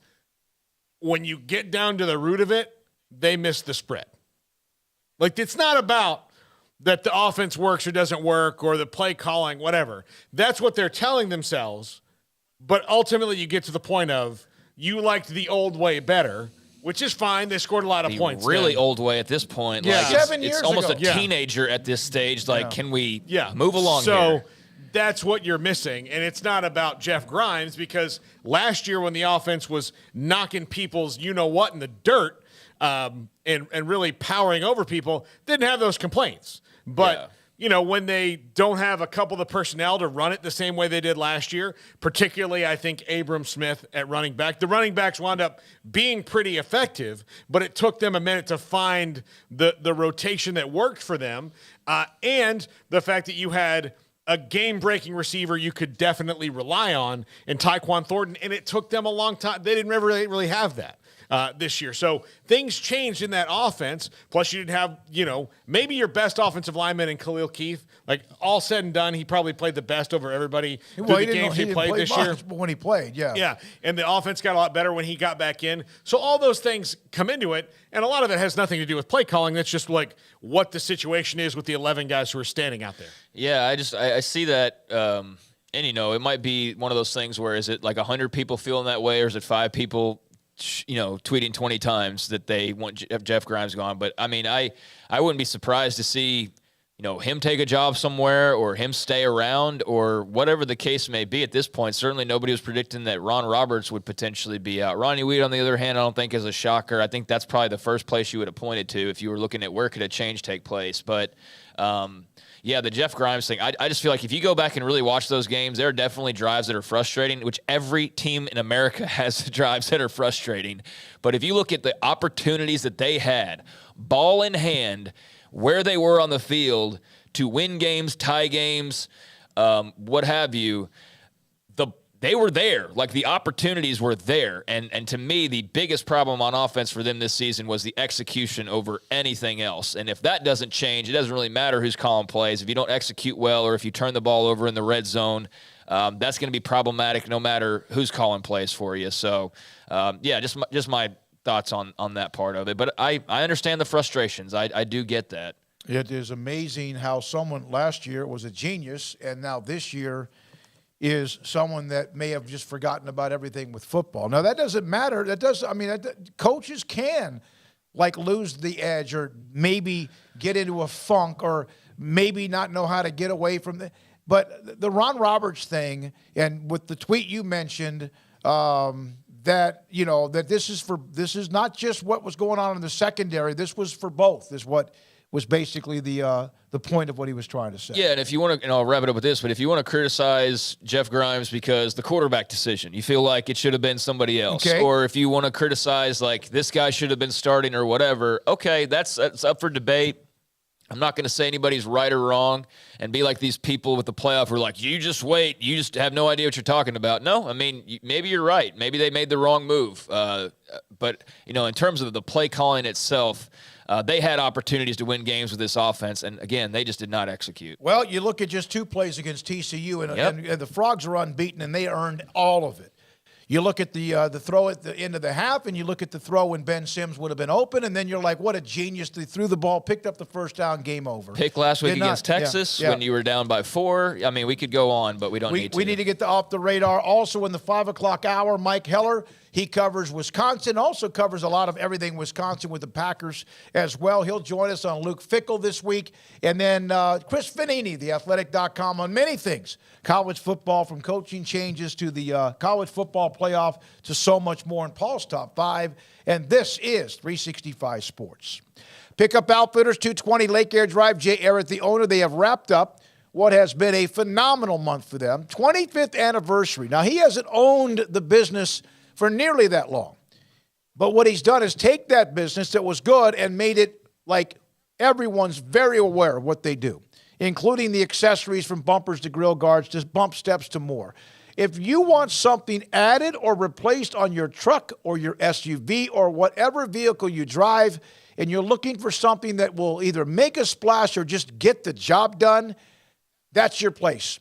Pickup Outfitters. The story about one of our listeners, I think Mr. Carter, who said that he had an old car, like an old, very antique, special car, and he wanted to try to do something with it, and they said, no, we don't need to do that. You need to leave that alone. They're going to tell you the truth, but they feel like it matches or fits or not. But that's what they do. And when they want to add something, an accessory to your car, truck, or SUV, that's where you should go.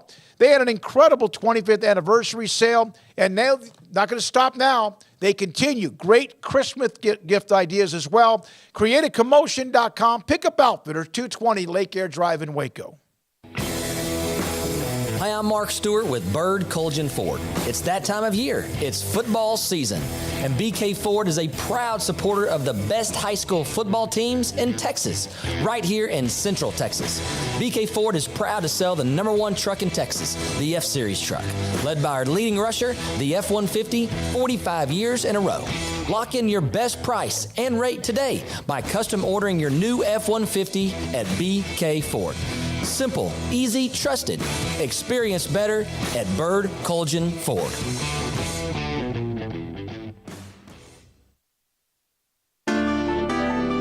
It takes time to reach goals. It's a truth that applies to more than sports. It goes for your financial goals as well. You work hard for your money, and you deserve an investment strategy that lines up with your game plan. And Chuck Verno, your Edward Jones financial advisor, can help. If financial investments aren't putting forth the effort you desire, stop by today for a financial review. Chuck Verno, 720 North 64th Street in Waco, 254-732-1161. Edward Jones, member SIPC.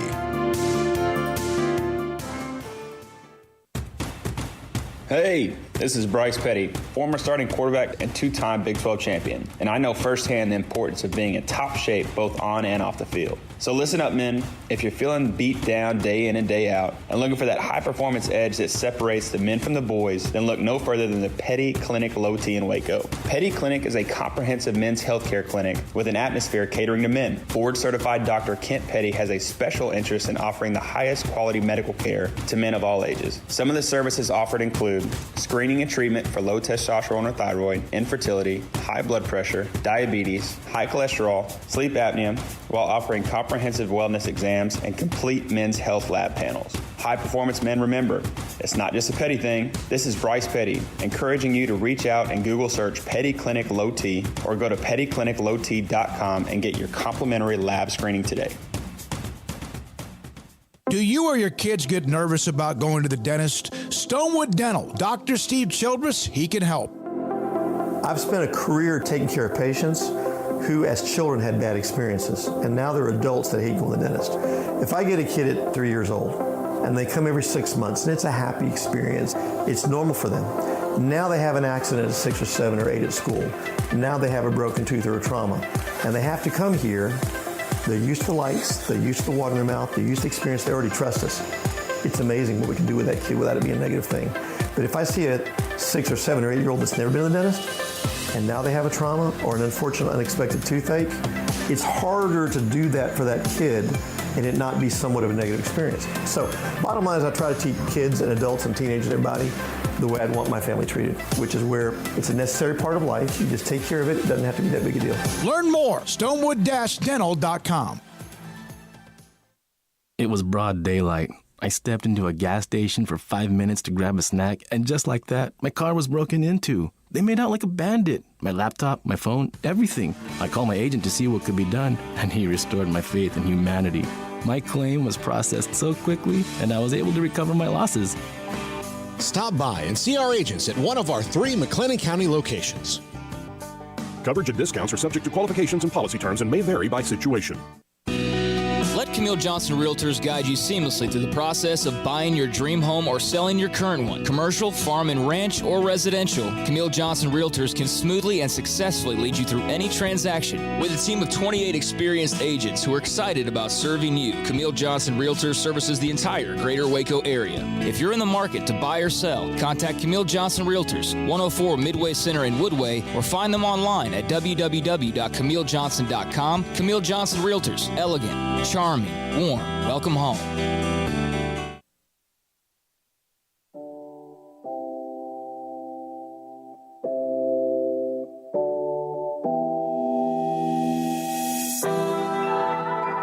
Welcome back to Sikkim 365 Radio. It's time for Craig Smoak's Off the Radar.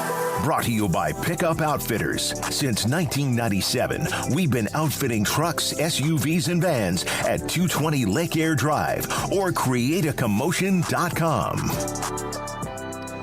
All right, welcome into Off the Radar here on 365 Sports. As normally this is a spot on Tuesdays and Thursdays around 4:45 where we take a look around the world of sports and kind of what's going on outside of our major talking points, which are college football. But I'll be honest with you guys, like 95% of the fun news or crazy news or whatever, it's all revolving around college football at the moment, between the transfer portal, head coaching carousel, and now staff changes, even here right in our backyard, with Dave Aranda making reportedly some big moves.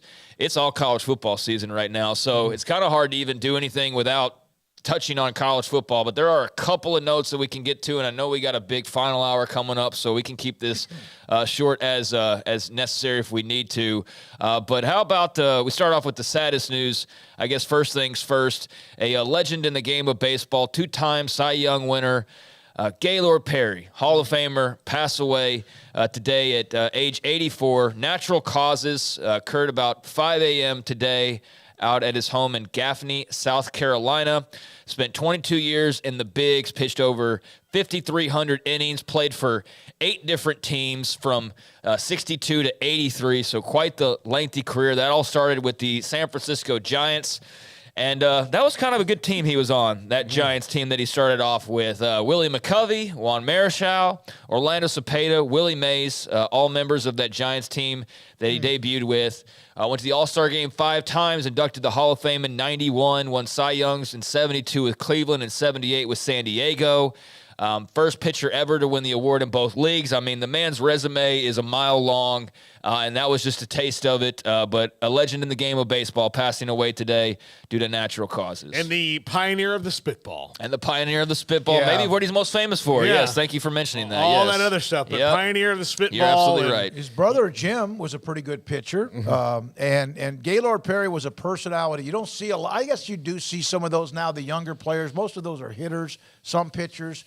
Man, he was a big dude, too. Was he also the one who, threw the sandpaper out of his... he might have been. Yeah, that was a funny thing when they came to, he just threw it out, trying to get it away. It's like the pitcher in Major League, the old veteran who's got, the Vaseline. Yeah. He's got, every single thing known to man. One of the things that sometimes people can get messed up with is when you think someone is doing something and then they make you think they're doing something, and that gets in your head, even if he wasn't in some specific cases scuffing the ball or using the spitball. And that was as much of a power for him as anything else. He was great, just a hell of a pitcher, too. And what a lineup the Giants had. And back then, they never sniffed, really. You know, I think that even though he was kind of famous for that, I think that he would look down on spider tack, because spider tack requires no ingenuity.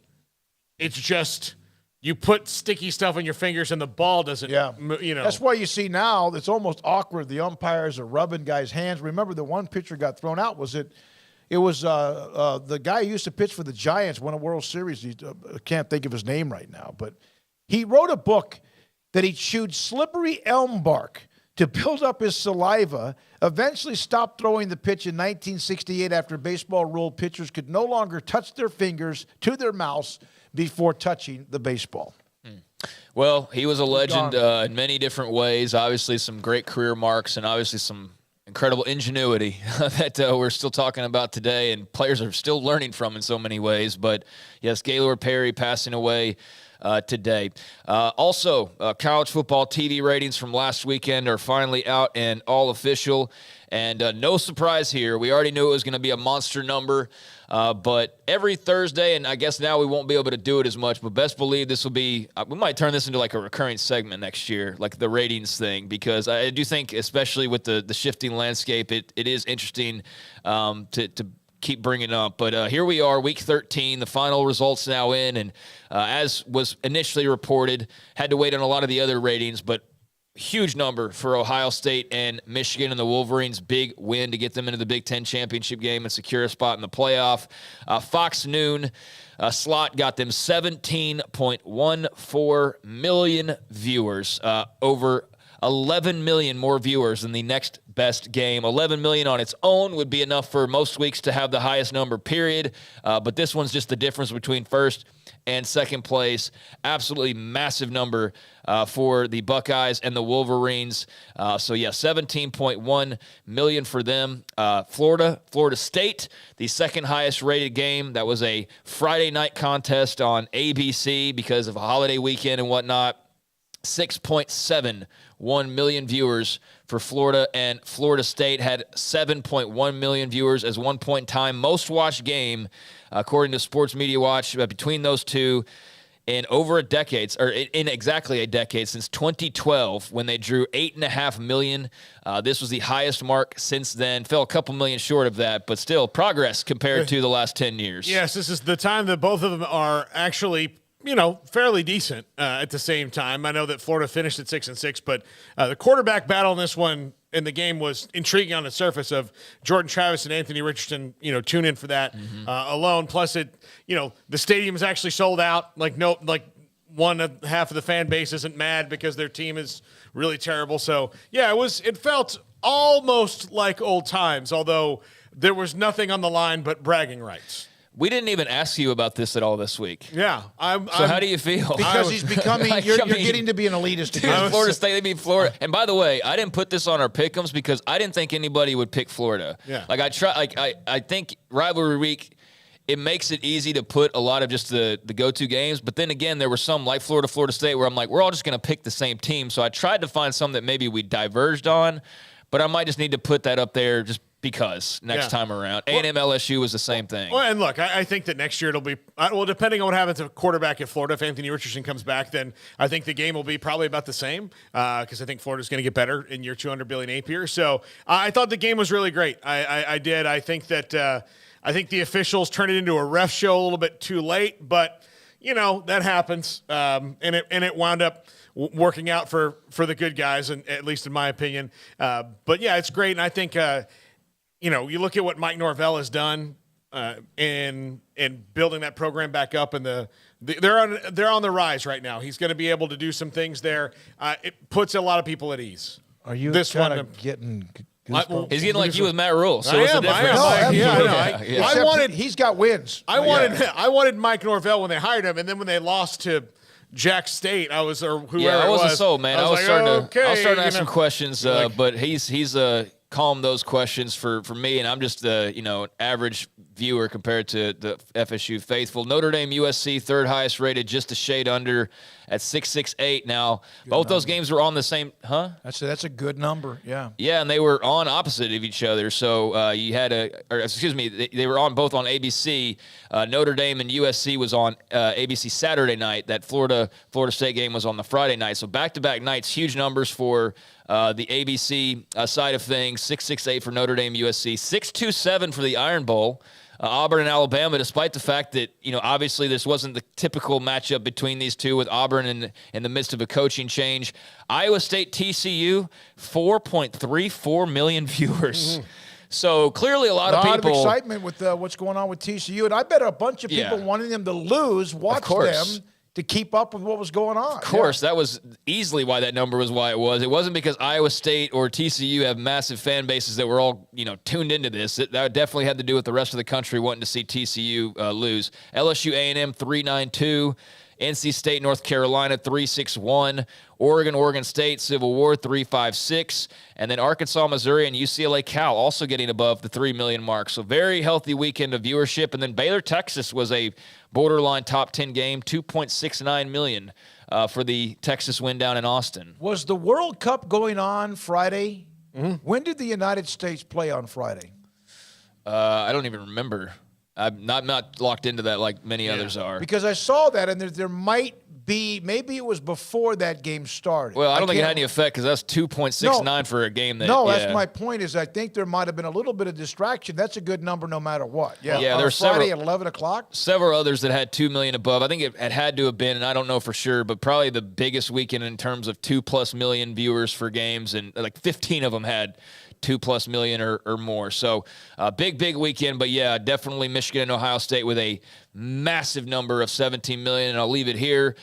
Transfer portal, it's crazy stuff going on. Brennan Armstrong, DeColdis Crawford, after the big HVAC NIL deal, he's already out at Nebraska.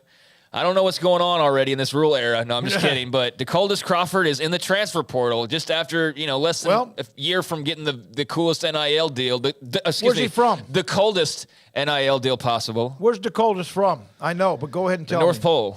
I don't know. Wasn't he a Louisiana kid? I mean, you tell me. Mickey Joseph's a Louisiana guy, and so there's a connection there. He was at LSU, I believe. Shreveport, so there's a little bit of a connection. Plus, again, his head coach is gone. There's going to be some changes. Sure. And Matt Rhule was going to make some of those changes himself, and he. I get it. Listen, I totally get it. Yeah, I just didn't recall where he was from originally, but that was more so less to do with Matt Rhule in Nebraska than it is just he's memorable in the NIL game when you look back on it, because that was exactly what a lot of people figured NIL would be about, with something like that. So best of luck to DeColdis Crawford on his next journey, along with the hundreds of others that have jumped in the portal at this point. And tonight, Thursday Night Football, Bills Patriots in Foxborough, 7:15 Central start for that. You can catch that on Amazon. All right, there's Greg, a few things off the radar. Fantastic. Again, Gaylord Perry News. The women volleyball, Baylor tonight, 7 o'clock at home against Stephen F. Austin. And then Farley Dickinson plays at number 1 Texas tonight as the NCAA volleyball tournament has begun. The Baylor game, home tonight, against SFA. So there's that. Iowa State, also TCU, and Kansas are all also in the volleyball national tournament. All right, when we come back, we're going to hear from Mike Heller. He covers Wisconsin like a blanket, like a glove, including Luke Fickell, and maybe a note or two about Aaron Rodgers and the Packers. And this is 365 Sports. Richard Carr, Buick GMC Cadillac, they are the people that you can count on for not only the great options they have as far as vehicles go, but for the life of your car and service of your car and all that comes with that. I didn't buy my vehicle originally from Richard Carr, but that's where I've gone now a couple of different occasions with fender benders and bumps and, road rage issue that I dealt with about a year ago with a guy. Had to go get it fixed up. The place I went to was Richard Carr, and they've treated me like I bought my car there originally. They are truly the people that you can count on. And right now they've got a lot of new vehicles on the lot, which hasn't always been the case over the last couple of years. They've got cars, trucks, and SUVs, 2022 Sierras from GMC, Acadias, Terrains also from the GMC line, or some of those being offered. Also Cadillac XT4 and XT5 SUVs are among the highlights and available right now to test drive over at Richard Carr. Trucks are waiting for you to test drive right now. Get on over there. They've got the GMC Sierra, as I mentioned. That, for example, will offer you the best in class when it comes to towing, a strong steel bed, advanced collision avoidance, multi-pro tailgate, luxurious interior, massive touchscreens, 14 camera views, and premium comfort, and that's all encompassed in the new GMC Sierras. So get on over to the dealership, check out that vehicle or the others they have to offer, and if you see not quite what you're looking for, you don't see quite what you're looking for, I should say, maybe the exact truck or SUV is not on their lot currently, get on their inbound vehicle list, and you can cut in line for trucks that are in production but not quite in stock, or you can let them help you design the exact truck or SUV you want, and Richard Carr will have GMC prioritize it for you. And if you want to drive your current car longer, you're not in the the mode to buy right now, but just take care of. Their award-winning service and collision repair will give you a great deal and make sure that your car is running and looking like new, and I can vouch for that personally, like I said, on a couple of different occasions just in the last year alone. For 23 years in Central Texas, Richard Carr has built a reputation as the people you can count on. Run by proud Wacoans, proud Baylor Bears. Log on to richardcarr.com today. Call now or go see them now off Highway 6 at the Imperial exit. From the first workout to the last practice, sports is an incredible and rewarding challenge. Hi, this is Dan Ingham with the First National Bank of Central Texas, and we're proud to support each athlete, every parent, and our educators. From families, small businesses, to the biggest industry, we're here to help. With remarkable products like our free First mobile app, we've got banking ideas that fuel big dreams. That's the First National Bank of Central Texas. Familiar faces making local decisions. Member FDIC, Equal Housing Lender. Waco Custom Marketplace is your home for holiday favorites for parties or time with the family, with various specials available while supplies last in store or ordering by phone, including 8 to 10 pound half spiral hams at $4.15 a pound, 12-pound pit hams at $4.35 a pound, 8 to 22-pound bone-in hams for $3.40 a pound, 14 to 16-pound whole raw turkeys at $2.85 a pound, and $4.80 a pound for 9 to 12-pound whole smoked turkeys, 6 to 8-pound mini pit hams for $5.99 a pound. Limit 4 of each item per customer. Call in advance to ensure availability or drop by Waco Custom Marketplace, 425 Lake Air Drive in Waco. Waco Custom Marketplace, your full-service butcher shop for customized orders or cuts of your favorite steaks or beef tenderloin or specially ordered prime rib roast. WacoCustomMarketplace.com.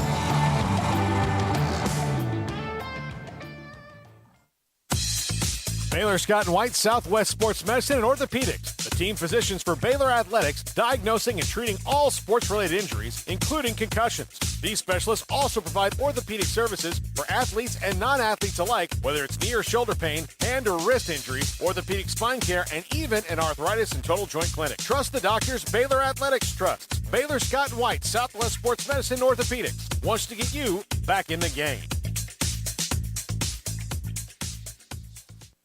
The secret to living your best life is pizza, obviously. Golden crust made from scratch, 3 fresh signature cheeses, and the toppings, crispy Old World pepperoni, savory Italian sausage, bacon. That's called a dream team. Find everything you need to live your best life and more at Marco's Pizza. Owner Bob Mock has been delivering pizza since 2001 and is the proud owner of 4 locations in Waco, Belmead, China Spring, Woodway, and soon to be open in Robinson. Marco's. Pizza lovers get it.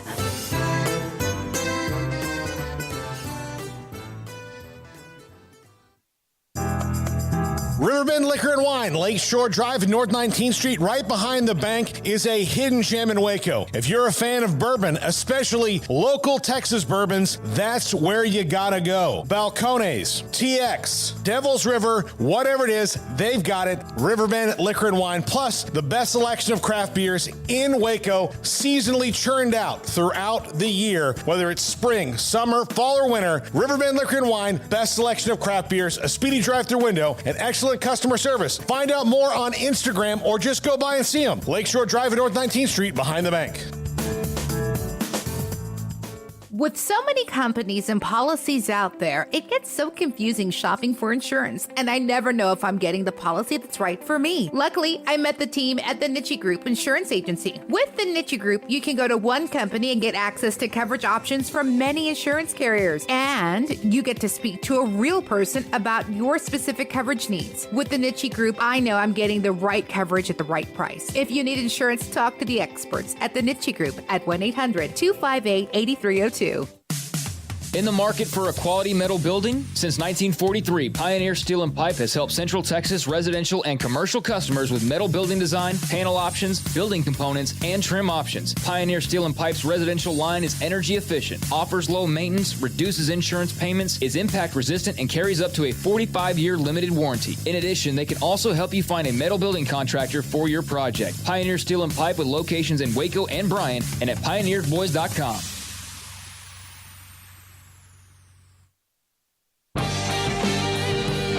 Welcome back to Sikkim 365 Radio. Malusi, The double reverse around the end. DK, touchdown, Badgers. The 5 o'clock hour is brought to you by Edward Jones and financial advisor Cam Heathcott. Edward Jones, making sense of investing. Now here's David Smoak, Paul Catalina, and Craig Smoak.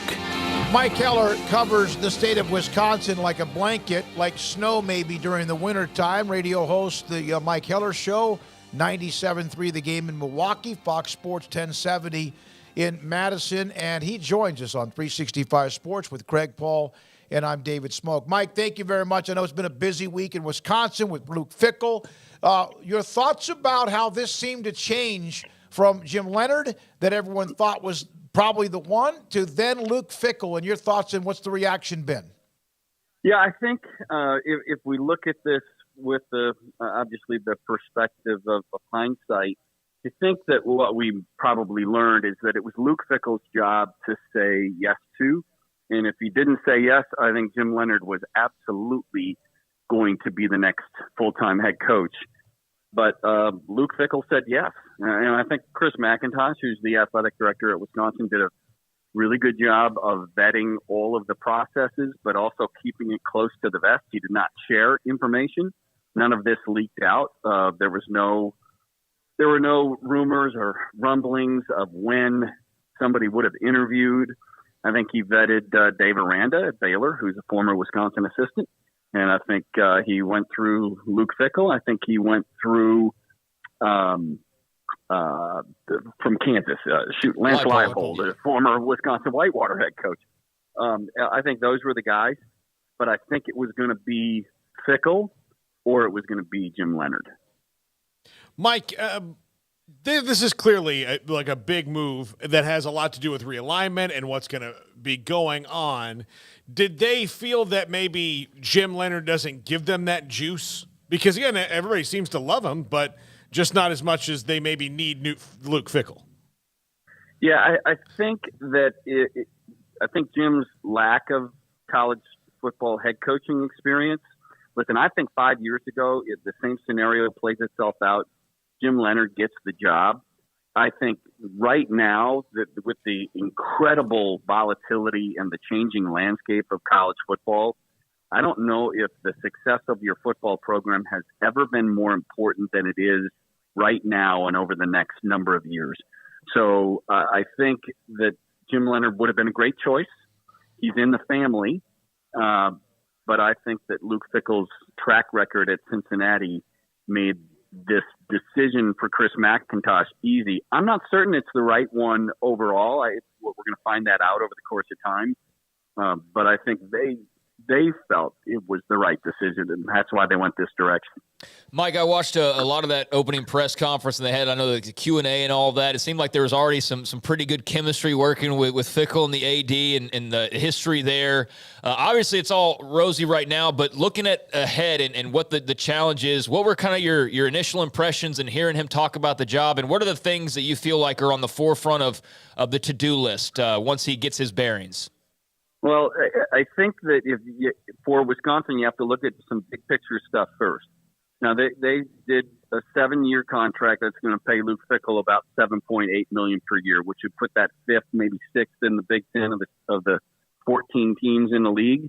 That's a step up for Wisconsin. What Wisconsin needed to do in this process was they needed to make a commitment to what the program is going to be. I think the program has been incredibly successful under Barry Alvarez and Brett Bielema and Paul Christ. But the landscape changed, within the last 18 months on NIL and the transfer portal. And Wisconsin needs to step up their ability to play in the deep water with big programs. And that's from a facility standpoint, that's from a spending standpoint, that's from a budgeting for recruiting and recruiting staff standpoint. They need to play in the deep end of the pool, and I don't know that they were doing that. So it starts there, and then job one, if that's not job one, and I think it is for the university to have the commitment, then job one for Luke Fickell becomes we need to go out and get a quarterback that can win at this level of play. And I think the quarterback is the great differentiator, even more so in college than it is in the NFL. How much did they need to get away from the Barry Alvarez family tree? Well, that's a fair debate that be had, because I don't know that they had to. Jim Leonard was in that tree. Yep, I think Jim Leonard would have had great success here. What he would have had to do is Jim Leonard would have had to go out and turn the offense over to a very bright, innovative, offensive-minded coach, because Jim has done that on defense. Jim Leonard's defenses are fantastic, but he would have had to turn the offense over. And I think that they see that Luke Fickell kind of has that already in play. So they had to skip a step. Jim Leonard would have had to take a few steps, and they wanted to skip them. But I don't think they needed to get out of the Alvarez tree. Maybe Chris McIntosh wants to. Maybe he wants to have his own identity on the program. This is a significant hire, and he will be judged, right? I mean, that's how it works. You're judged as an AD on who you hire to be your football coach. And that happens at Texas and at Baylor and at Wisconsin, as it's happening at Kansas, as it does at Notre Dame and everywhere else. Mike, I wouldn't assume that they're going to be too much terribly different stylistically than Barry Alvarez, probably more modernized, I would guess, or Paul Christ, before, Jim Leonard and all that. But sure, because is there a way you kind of have to build because of the weather and the conditions in Wisconsin that your style of play has to not necessarily travel, it has to play at home? Yeah, you have to be able to feature that big, strong offensive line and then continue to put really good running backs like Jonathan Taylor and Melvin Gordon in behind that offensive line. But I think the missing piece that has always been with Wisconsin, and you can plug in just, about 95% of the college football programs in America, the missing piece has been they haven't had a quarterback like Russell Wilson other than Russell Wilson. And those quarterbacks, Caleb Williams at USC, those quarterbacks make all the difference.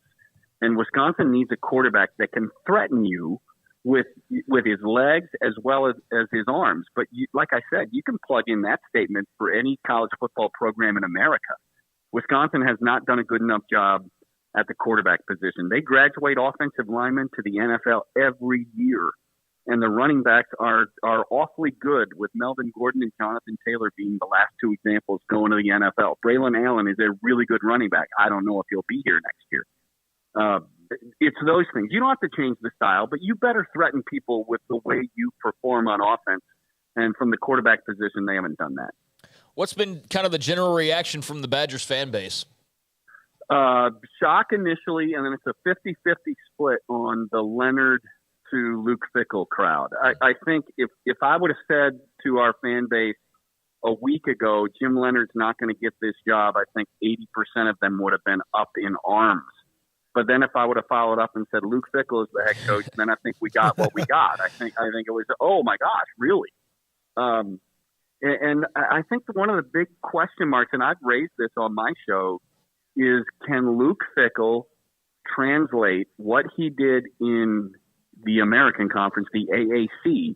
Can he translate that into, again, the deep end of the pool? Now he's fighting on recruits with Ohio State, not when Ohio State says, nah, that kid's not coming here, and then he would get that kid to stay and go to Cincinnati. This is a different deal now. And how does that translate? Everybody I've talked to about Luke Fickell raves about him.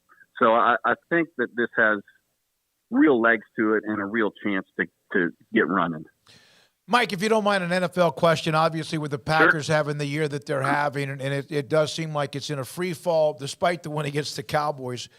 What is the opinion now in Green Bay or in Wisconsin about their quarterback, and Love or Aaron Rodgers, and how's that kind of playing out right now?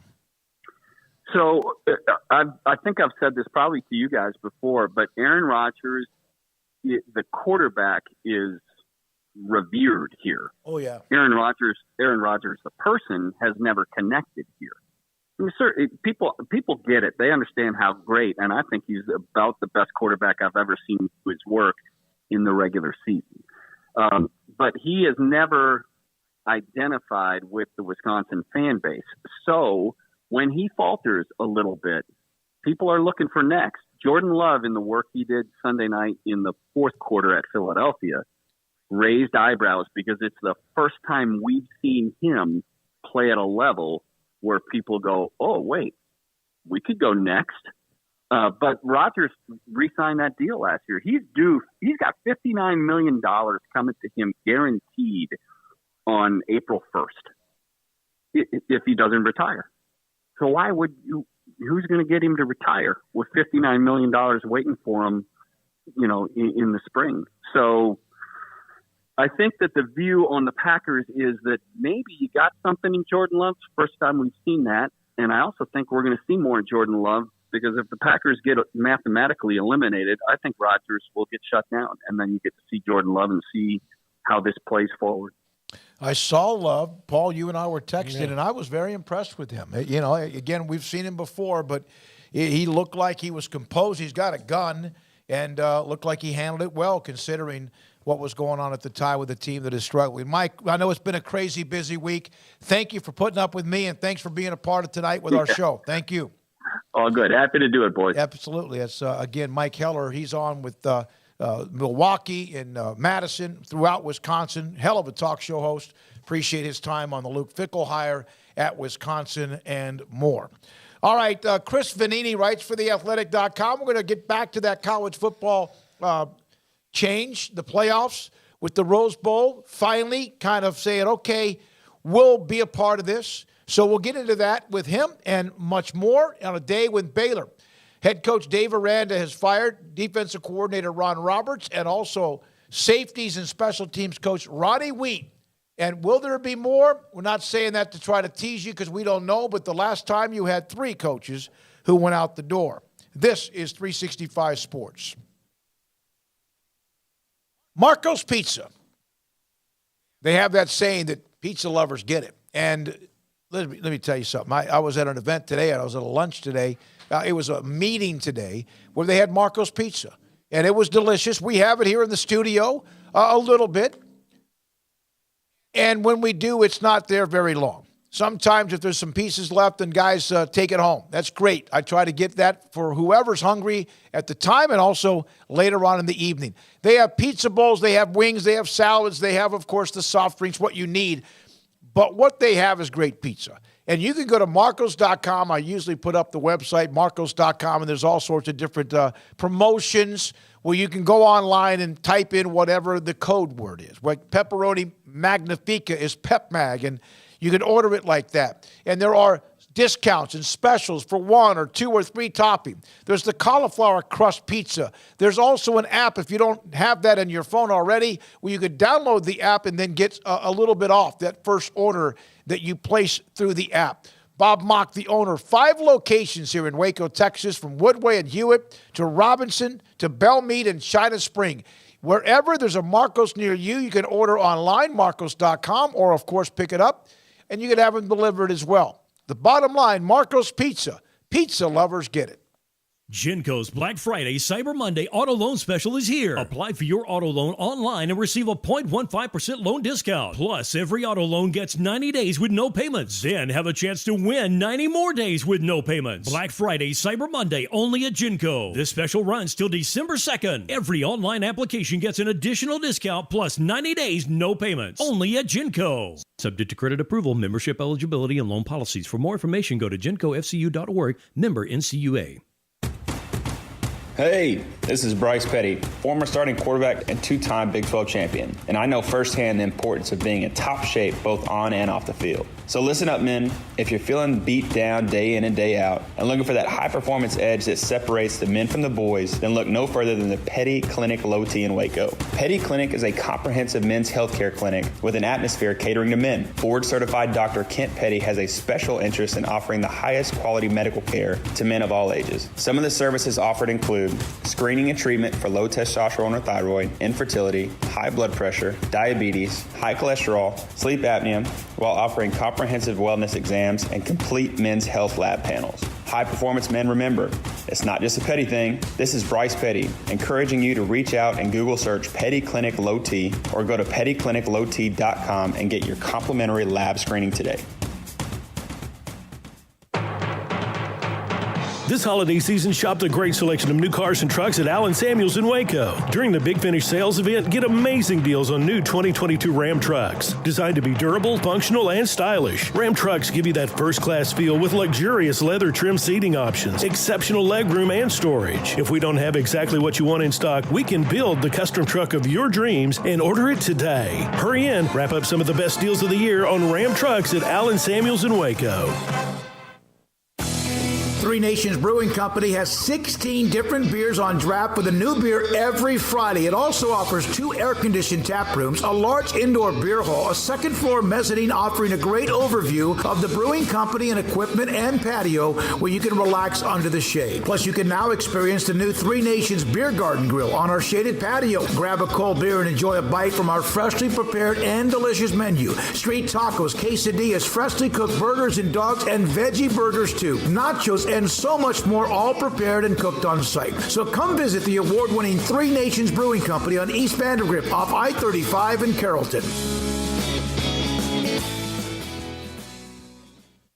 TFNB Your Bank for Life is the official local bank of Baylor Athletics. Find out why more Central Texas are making TFNB their bank for life. Sign up for our Edge checking and savings accounts to earn interest or cash back. With 5 convenient locations and an award-winning mobile app, banking has never been easier. TFNB, your bank for life. Member FDIC. Stepping into a new pair of boots is great, but stepping into the boots of a U.S. Army officer can also add confidence and leadership skills to your son or daughter's career path. There are more than 150 occupational specialties to help them find the best fit for their future. See all the things your son or daughter can achieve in our boots at GoArmy.com.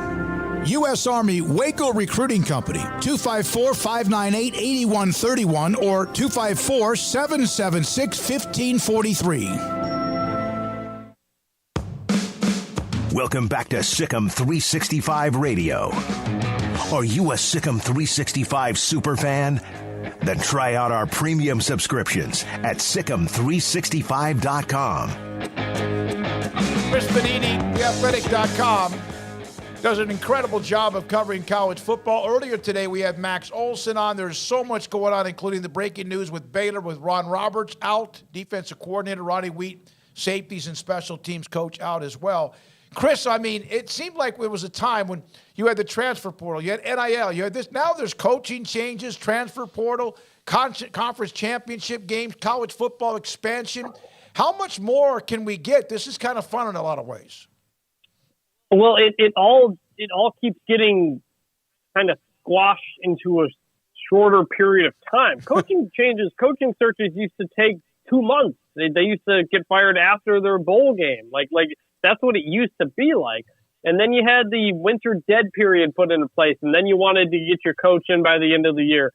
Then we had the early signing period. You wanted to get your coach in before Christmas. And now we've got the transfer windows where now you want to get your coach in before this year. It's December 5th.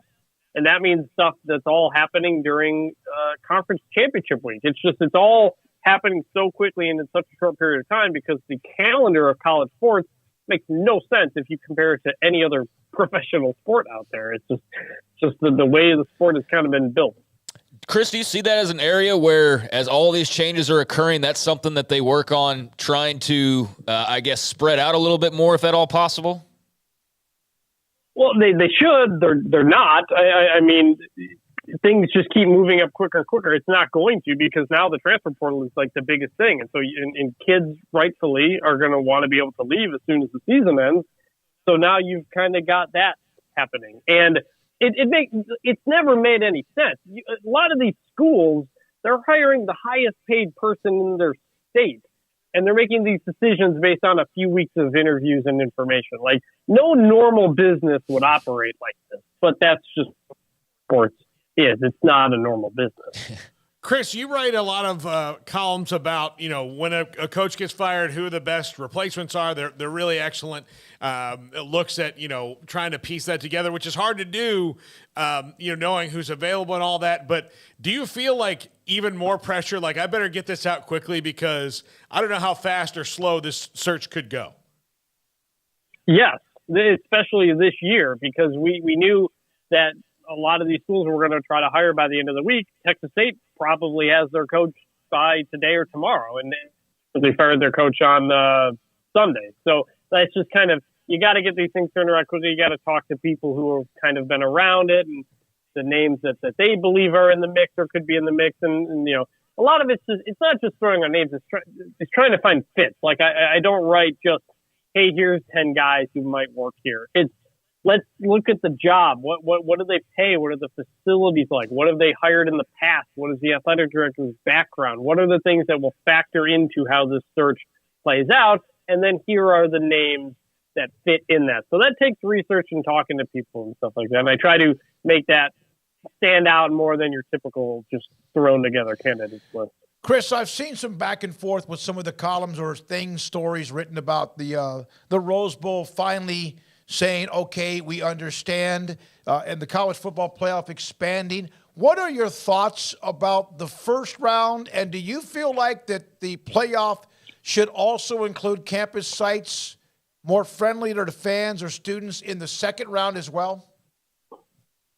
Yes, because it's just the neutral environments are going to be stale, and they're going to be even more stale if you're playing in 3 or 4 of them in a given postseason, from your conference championship game to your quarterfinal, semifinal, final.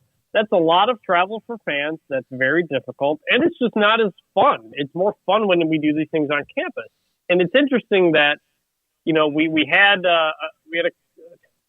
Bill Hancock, the director of the CFP today, and he was asked, like, is it possible in 2026 and beyond, when the new playoff contract is created, could there be quarterfinals, not just the first round? And he kind of left the door open. You know, it's unlikely because the relationship these people have with the Bulls, and they don't want them to go away and whatnot, your Fiestas, your Oranges, and what have you. But he left the door open for the possibility. And I think when 2024 and 2025 happen, when we have those first on campus with a really fun environment, maybe the weather is going to be a factor for one of the teams. Maybe an SEC team goes up to a Big Ten team in the winter and we like it and fans really enjoy it. That could change the dynamic of possible future decisions. It's unlikely, again, kind of the Bulls, you know, they have these long relationships, but you know, once we get the games on campus and see them, I think everybody's going to be clamoring for more of that. You had a piece that dropped a little while ago on The Athletic that I enjoyed reading here between breaks about the expanded playoff, and you pose as you know, the argument for why it is going to be, you know, good for college football and will be better than a lot of the naysayers who don't like the idea of expansion. And certainly everybody's got like, 8 would have been better or 12 would have been better. But from your point of view, and folks still need to go and read your article, can you kind of summarize your vantage point on the expanded playoff? Well, the thing I wrote today is specifically about conference championship weekend. And going into this weekend, only 2 games will impact the playoffs. The Pac-12 championship, whether or not USC wins, and the Big 12 championship, whether or not TCU wins. Michigan's in, win or lose. Georgia's in, win or lose. That's not very exciting. And so when we have the 12-team playoff, and you're going to have the top 4 teams fighting to get a bye, you know, they don't want to lose that game because they want to get the bye. They want to avoid the first-round bye. You'll have other teams that are fighting to get into that playoff spot. They might need to win to get in. You'll have the group of 5, 1 or 2 of those championship games will have a playoff spot on the line. Like if Tulane versus UCF this weekend was for a playoff spot, there's just going to be so much more on the line. The conference championship games are going to feel so much bigger once we get to a 12-team playoff. And that in turn makes the regular season feel like a bigger deal because getting to your conference championship matters. If you're Purdue, if you're North Carolina, if you're LSU, you're playing for a conference championship this weekend. That's important, but that's it. That's where it ends. Like the idea that you could win that game and get into the playoffs is going to make these games so much bigger. And that's what I think something we don't think about enough with the 12-team playoff. It will make more regular season games matter. It will make conference championship games matter. And that's not the case this year. Yeah, Chris, I think I'll be more excited than I've ever been for kind of a random number 14 versus number 19 matchup, you know, the third week in November, because number 19 now really, really, really needs that game, and so does number 14. Right, and that's why I think 12 is the sweet spot. I don't want it to get any bigger. I know there's going to be surely a push when you can get more money, but I like 12 because that keeps everybody with something to play for. To be able to get a first-round bye, to not have to play that first week, is going to be huge. It's going to be massive, and then it's going to create the stakes in a different way that we don't have now. I like the idea of 8. It made sense to me. You guarantee 6 spots. You do 2 wild cards. I liked it, but the SEC was never going to agree to that. And so, given that, I think 12 is the perfect number for that. It keeps the conference championships matter. It keeps the regular season mattering. Any more than that, and then you really do start to water it down. Chris, you guys do a great job of covering the carousel, and there's obviously been a lot of moving parts. I mean, today alone, looking at Tom Herman taking the FAU job and still more to come. What has stood out to you, good, bad, or ugly, as far as any particular job, any particular hire movement at this point? Well, nothing's been particularly surprising at this point. Matt Rule coming back to college, going to Nebraska, it makes sense. Luke Fickell taking a Big Ten job, it makes sense. Tom Herman going down to Florida, he was in the mix at USF as well. So, it kind of makes sense. Nothing has really been surprising, except that's not true. There's one thing that has been surprising, and that is UAB hiring Trent Dilfer to be a head coach, from being a TV analyst to a high school coach to now a college coach. That one was a surprise. That was an extremely strange search that played out for a long period of time. Lots of names came and went. Some people weren't interested in the job that they thought would be, and eventually Trent Dilfer talked his way into the job because he's a very good talker. And we'll see if that works out. But other than that, nothing really surprising yet. Hugh Freeze to Auburn, not a surprise. That was a name from the very beginning that was going to be in the job. Now, there always is a big surprise. We'll get maybe somebody going to the NFL. We'll get somebody fired unexpectedly because something happened that we didn't know about. Every single cycle always has a late surprise, and I'm still waiting on that to happen. Chris, if I want you to finish the sentence, Deion Sanders will be the head coach at blank. He has the offer at Colorado, but the fact that he hasn't taken the offer, I think, tells you kind of what the situation is, and frankly makes Colorado look kind of bad that it's just kind of hanging out there. So I'm gonna say Jackson State, unless something else surprising opens. I don't think he really wants Colorado, because if he did, he would have taken it. And he might be in the mix at USF. He either was or still is. That's not clear. I think he'd kill it at USF. That'd be a great spot. But we'll see on that. And then people want Deion in Cincinnati. I don't really see a fit there, but it is possible. But I don't know. Maybe Deion's waiting for the bigger jobs, and he'd rather keep winning at Jackson State. I could definitely see him using that to his advantage another year at Jackson State and really rev it up some more. I turned down the Power Fives, and use that to his advantage to raise that profile even more if that's even possible. Chris, you did mention Cincinnati. Any feel for that job? Is obviously it's a key turning point in that program. Not only losing a guy like Fickell, but now getting ready to enter Big 12 play. Any, like I said, feel for what's going on there? Well, I asked the AD, John Cunningham, on Sunday kind of what the criteria was that he wanted, and he said recruiting prowess. That is one of the most important things. He wants to find somebody with a strong recruiting background. And one of the first names that came to mind was Brian Hartline, the wide receivers coach at Ohio State, the former player there who has been one of the best recruiters in the country. Well, Hartline tweeted today that he appreciates any interest for jobs, but his heart is at Ohio State right now. So it appears he is not going to Cincinnati. So at that point, I don't know. It could go a few different ways. I'm curious if Matt Campbell's interested in the job. Toledo's Jason Candle's kind of up and down, kind of his run. I think Vince Marrow, the Kentucky assistant's interested in the job. That one's going to be tough because that AED, John Cunningham, he keeps things very close to the vest. Things do not really leak out of there. And he's shown he can go outside the box to make a hire. He hired 38-year-old coach from UNC Greensboro to be the basketball coach last year, who had no real connections to Ohio. So that's one that it could happen at any moment. It could be anybody, really. That's going to be a really tough one to gauge. I'll leave you with this. Were you surprised? I mean, obviously we're based here in Waco. Were you surprised to see Dave Aranda cut ties with Ron Roberts after the success last year? Yeah, yes and no. I mean, Dave obviously showed the ability after the first year to make quick changes if he felt like he needed to. This was not a great season for Baylor to drop from top 10 defense to outside the top 50. I think generally they were. So not totally a surprise. It's a fickle business, and one bad year can kind of do you in. Thank you, Chris. Great stuff, and appreciate you jumping on with us with such short notice today. But really, as always, great insight from you. We appreciate it.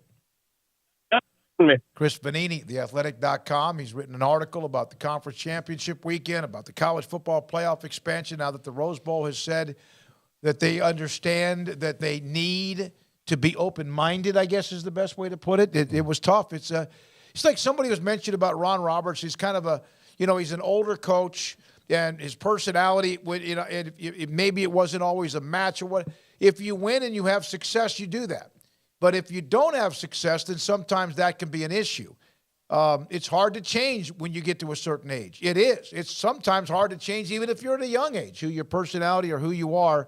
And we're getting some feedback from various people. A lot of great talk, and Colt Barber nailed it today on the story of Ron Roberts and Ronnie Wheat both out at Baylor. Yeah, I mean, again, I'll say if you asked me to predict what changes there were probably going to be, I think I would have started with, probably Ronnie Wheat. And, I mean, nothing against the guy. Don't know him at all. But that's just that was the easy place to point because of the drop-off that they had, despite the fact that there was, reasons for that, like losing majority of your room. But when you watch this defense play, there was no reason for them to be as bad as they were at times and in certain areas. I mean, after a while, when you're in week 10 and you're still making the same kinds of mistakes that you were making in week 2, I mean, just, something has to give there. Roberts is surprising, but then again, just something felt off this year. You could never really fully embrace this team and wrap your arms around them like you could last year's team. And that's not just because Jalen Petry's gone or because JT Woods is gone.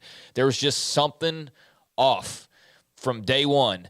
And when you listen to Aranda, and I've seen a lot of people on the boards kind of refer back to this, I was sitting there, I felt like I had written the same article 15 weeks in a row, and he was talking about the disconnects, and he was referring to not only players but coaches, and everybody's kind of like, what is that? What is he getting at, And now it makes sense. Clearly there was some disconnect. Clearly there were some, I don't know about disagreements and butting heads, but they just weren't it wasn't a smooth operation like it was more so last year. And so it makes a lot of things make more sense at this point, seeing the moves made today. Do they guarantee that they get back to where they were a year ago? No, not necessarily, but I do think it gives everybody a little bit of okay, maybe that's what that off feeling was whatever was going on the defensive side of the football. We'll see. I think that a lot of times, but how Aranda discussed it, and we probably at times, most of the time, thought that as immaturity on the players' parts, the lack of leadership or some immaturity from the players, and that was something he alluded to. But yes, he did on multiple occasions mentioned the staff and how they had to be more aware of interactions or whatever. That doesn't mean you can't be old school, but it's your job is to get the best out of whoever is in your position group. And if you don't do that and you're too stubborn to change with it, and I'm not, whoever that might be, then you're putting yourself on the line to not be there next year. Well, and look, there was clearly a disconnect between what was going on on the defensive side of the ball, because every single position group, even though, the lost guys took a step back. It wasn't, in a noticeable step back. Not this guy's not as good as the last guy, but he's still playing pretty well. It was noticeable that they weren't getting to the quarterback. They weren't stopping the run. They weren't making big plays in the passing game. So that's all three levels. That's, defensive line, linebackers, secondary, all struggled. It wasn't, man, the cornerbacks could be a lot better. No, the cornerbacks should be. So could most of the linebackers. So could the entire defensive line. It was all just a struggle all year long. So we'll see what happens from here, and obviously try to have more for you even tomorrow as we all do some more due diligence, but Colt Barber with that story earlier today. Now, when we come back, Paul Catalina's Top 5. We're again tonight, 10:30. We're on the CW channel with Sports Tonight. No Baylor pregame until whoever they play and whenever they play the bowl game, but this is 365 Sports. Cars priced right, both day and night. At Richard Car in Texas. Trucks built for you, red, white, and blue. At Richard Car in Texas. Cars that zoom with lots of room. At Richard Car in Texas. Count on us, a dealer to trust. At Richard Car in Waco, Texas. From the first workout to the last practice, sports is an incredible challenge. Hi, this is Dan Ingham with the First National Bank of Central Texas, and we're proud to support each athlete, every parent, and our educators. From families, small businesses, to the biggest industry, we're here to help. With remarkable products like instant issue debit cards free at all of our banking centers, we've got banking ideas that fuel big dreams. The First National Bank of Central Texas. Familiar faces making local decisions. Member FDIC, Equal Housing Lender. Hi, this is Paul Catalina. I recently got engaged to the love of my life, but the most important thing that I had to do before I popped the question was get that perfect ring. And I know nothing about rings. So I went to the wedding ring store, Boozer's Jewelers on Valley Mills Drive. I knew I needed a custom design, and that's exactly what they do. 9 out of 10 of their engagement rings are designed in-house. The entire process took less than a month, and they were great every step of the way. Great options on financing, excellent selection, and talented designers. My fiance and I get nonstop compliments on the ring. I only deserve credit for doing the smartest thing I could, walking into Boozer's and letting them work their magic. Your one-of-a-kind fiance deserves a one-of-a-kind ring, and that's what you get at Boozer's. Boozer's Jewelers, the wedding ring store on Valley Mills Drive. Automatic Chef Canteen is a full-service micro-market vending and office coffee provider with state-of-the-art vending equipment, a wide variety of products, and offering custom-fitted micro-market vending office coffee solutions for your employee break room.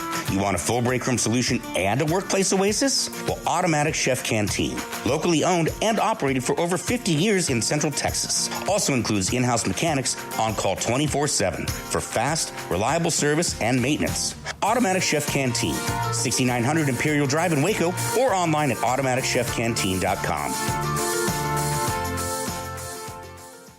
Howdy, Chet Garner here, professional guide, searching for bears in the wild. But not just any bears, oh no, a particular kind. With hundreds of thousands roaming freely in the wild, yet still hard to spot unless you know the signs. There they are, Baylor bears. If you're a bear enthusiast or even a bear yourself, join me and let's find some bears in the wild. Join the expedition at baylor.edu/alumni.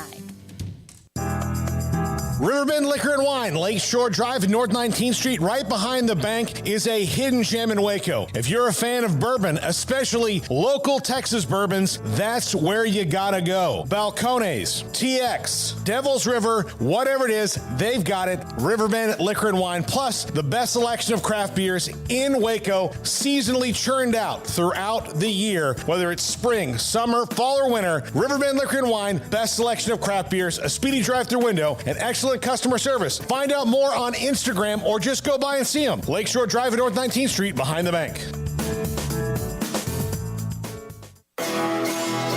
This is Paul Catalina's Top 5 at 5:55.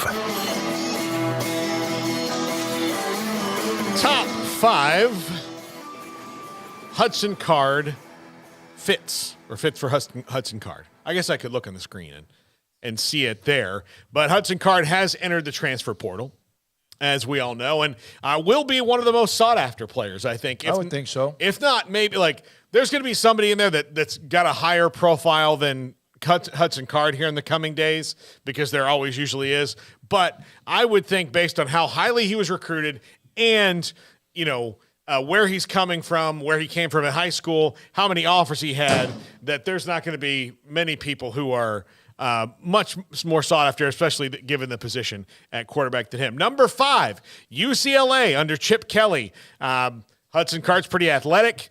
Look, he's no DTR, but who is? There's not many guys like that. But I do think that Chip Kelly's offense fits Hudson Card's skill set, and Chip Kelly's been known to be a quarterback guru over the years. This is me making nice with you UCLA fans. But I think Hudson Card would be a nice little fit in UCLA.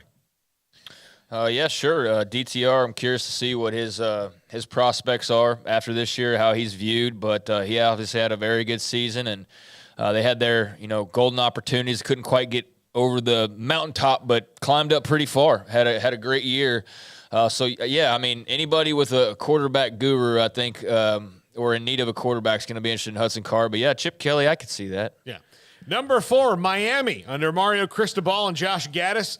This is a team that desperately needs good quarterback play. Tyler Van Dyke took a gigantic step back, and they don't have a quarterback in the roster that's anywhere near Hudson Card. Hudson Card's hardly played all that much.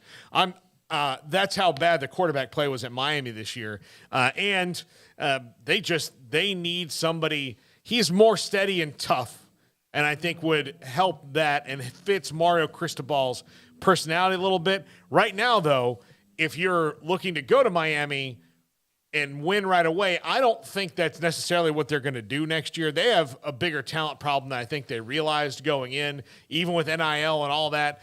But he could certainly go in there and I think easily win the job with the Canes.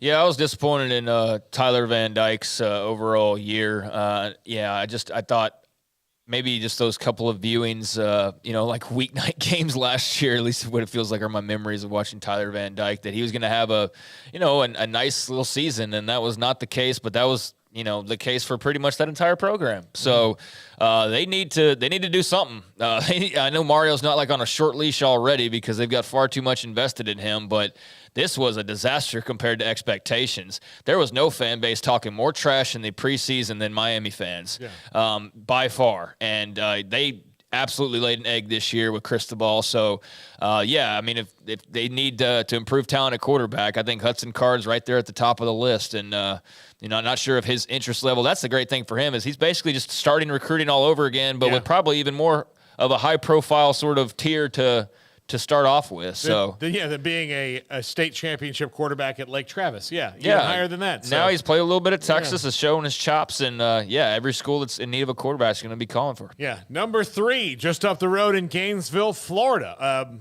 Tragically and very sad situation about Jalen Kitna, who's been arrested on child pornography charges. Yeah.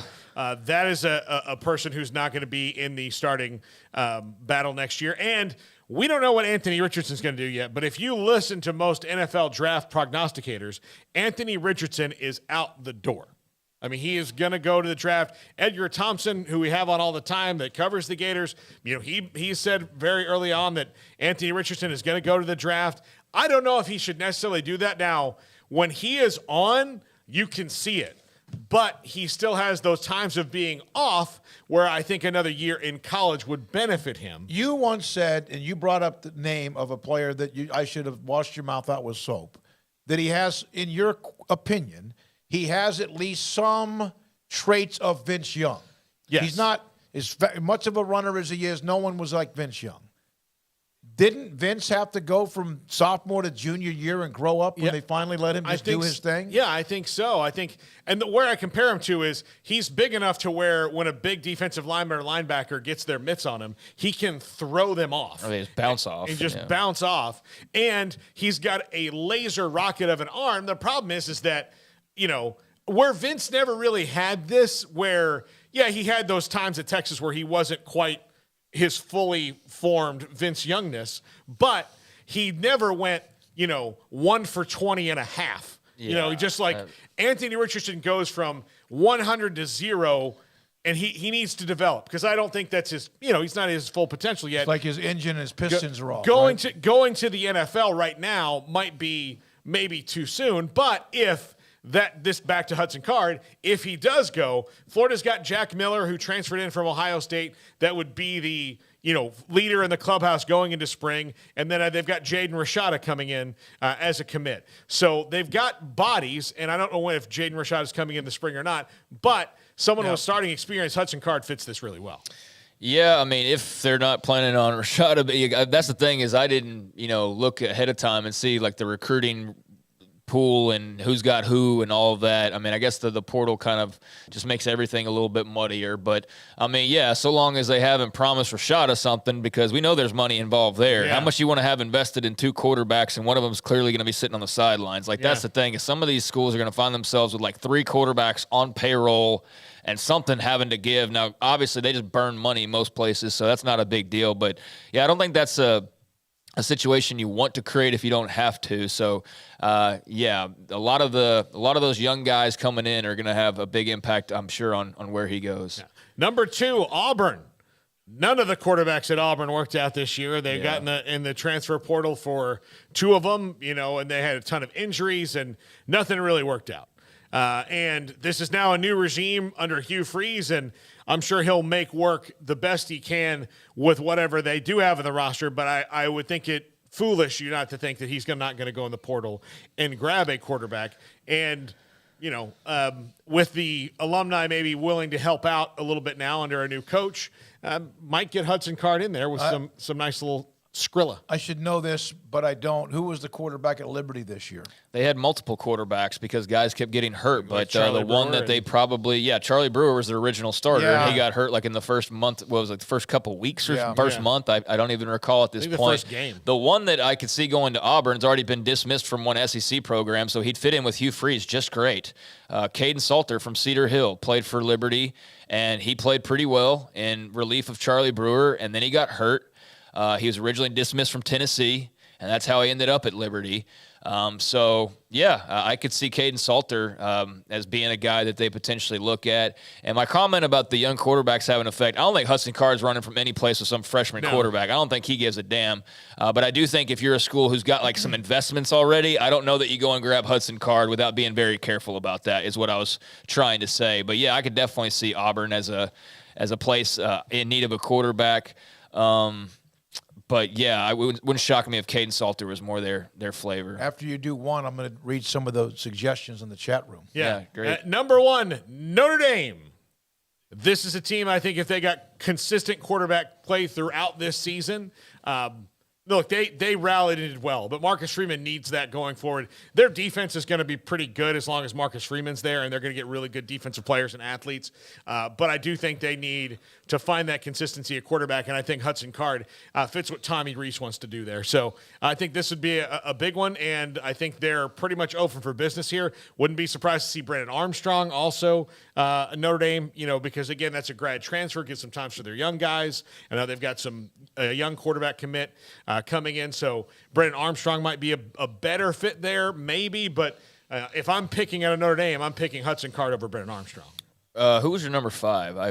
Number 5 was UCLA. Okay. I think you could add Wisconsin to a top 10 list. Obviously, we just got done talking now. Maybe not for Hudson Card. That's the thing is, like, it would be interesting to see, and I'm not going to pretend to be some X's and O's guy who knows exactly where he would fit like a glove as far as his personnel, leanings go and his best attributes and all of that. But, yeah, I mean, in terms of just a program that needs a quarterback, absolutely, he could be an upgrade for them over what they've had this year, and he could sling it around a bit for them and run it around, as we've seen him do a little bit as well. So, I think I put in a little power rankings thing I did for the website he's basically become a millionaire overnight by just entering the transfer portal. He's going to get a 7-figure deal from somebody, almost assuredly being a guy with a couple years remaining and with a little bit of a couple skins on the wall now at this point. So very interested to see where he ends up, and a lot of big schools will be in the mix, to be sure. Yeah. Paxton said Texas A&M. He also threw out Baylor, Iowa State,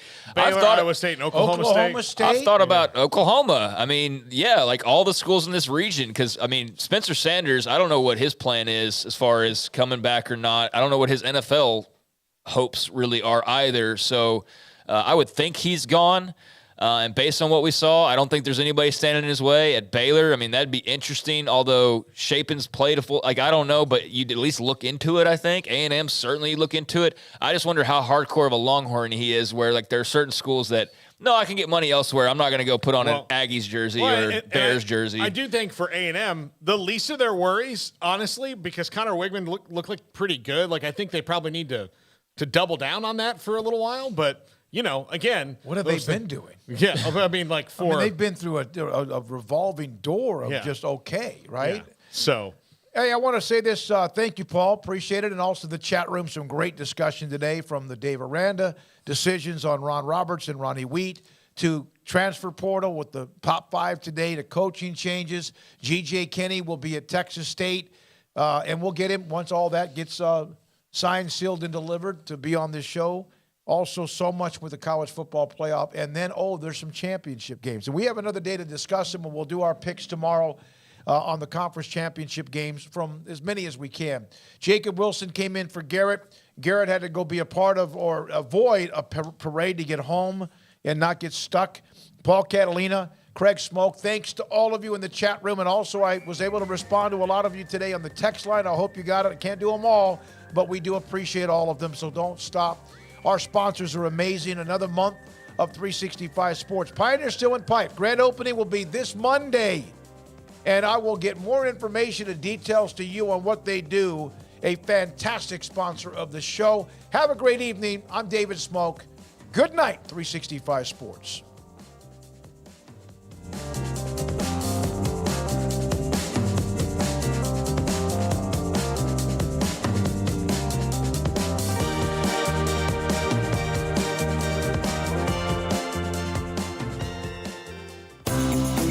Ideal MRI is a small family business right here in Central Texas. We're open to support you while lowering the cost of healthcare bills. When you need an MRI, ask your doctor for an Ideal MRI. Visit us at idealmri.com or call us at 833-IDEAL-MRI.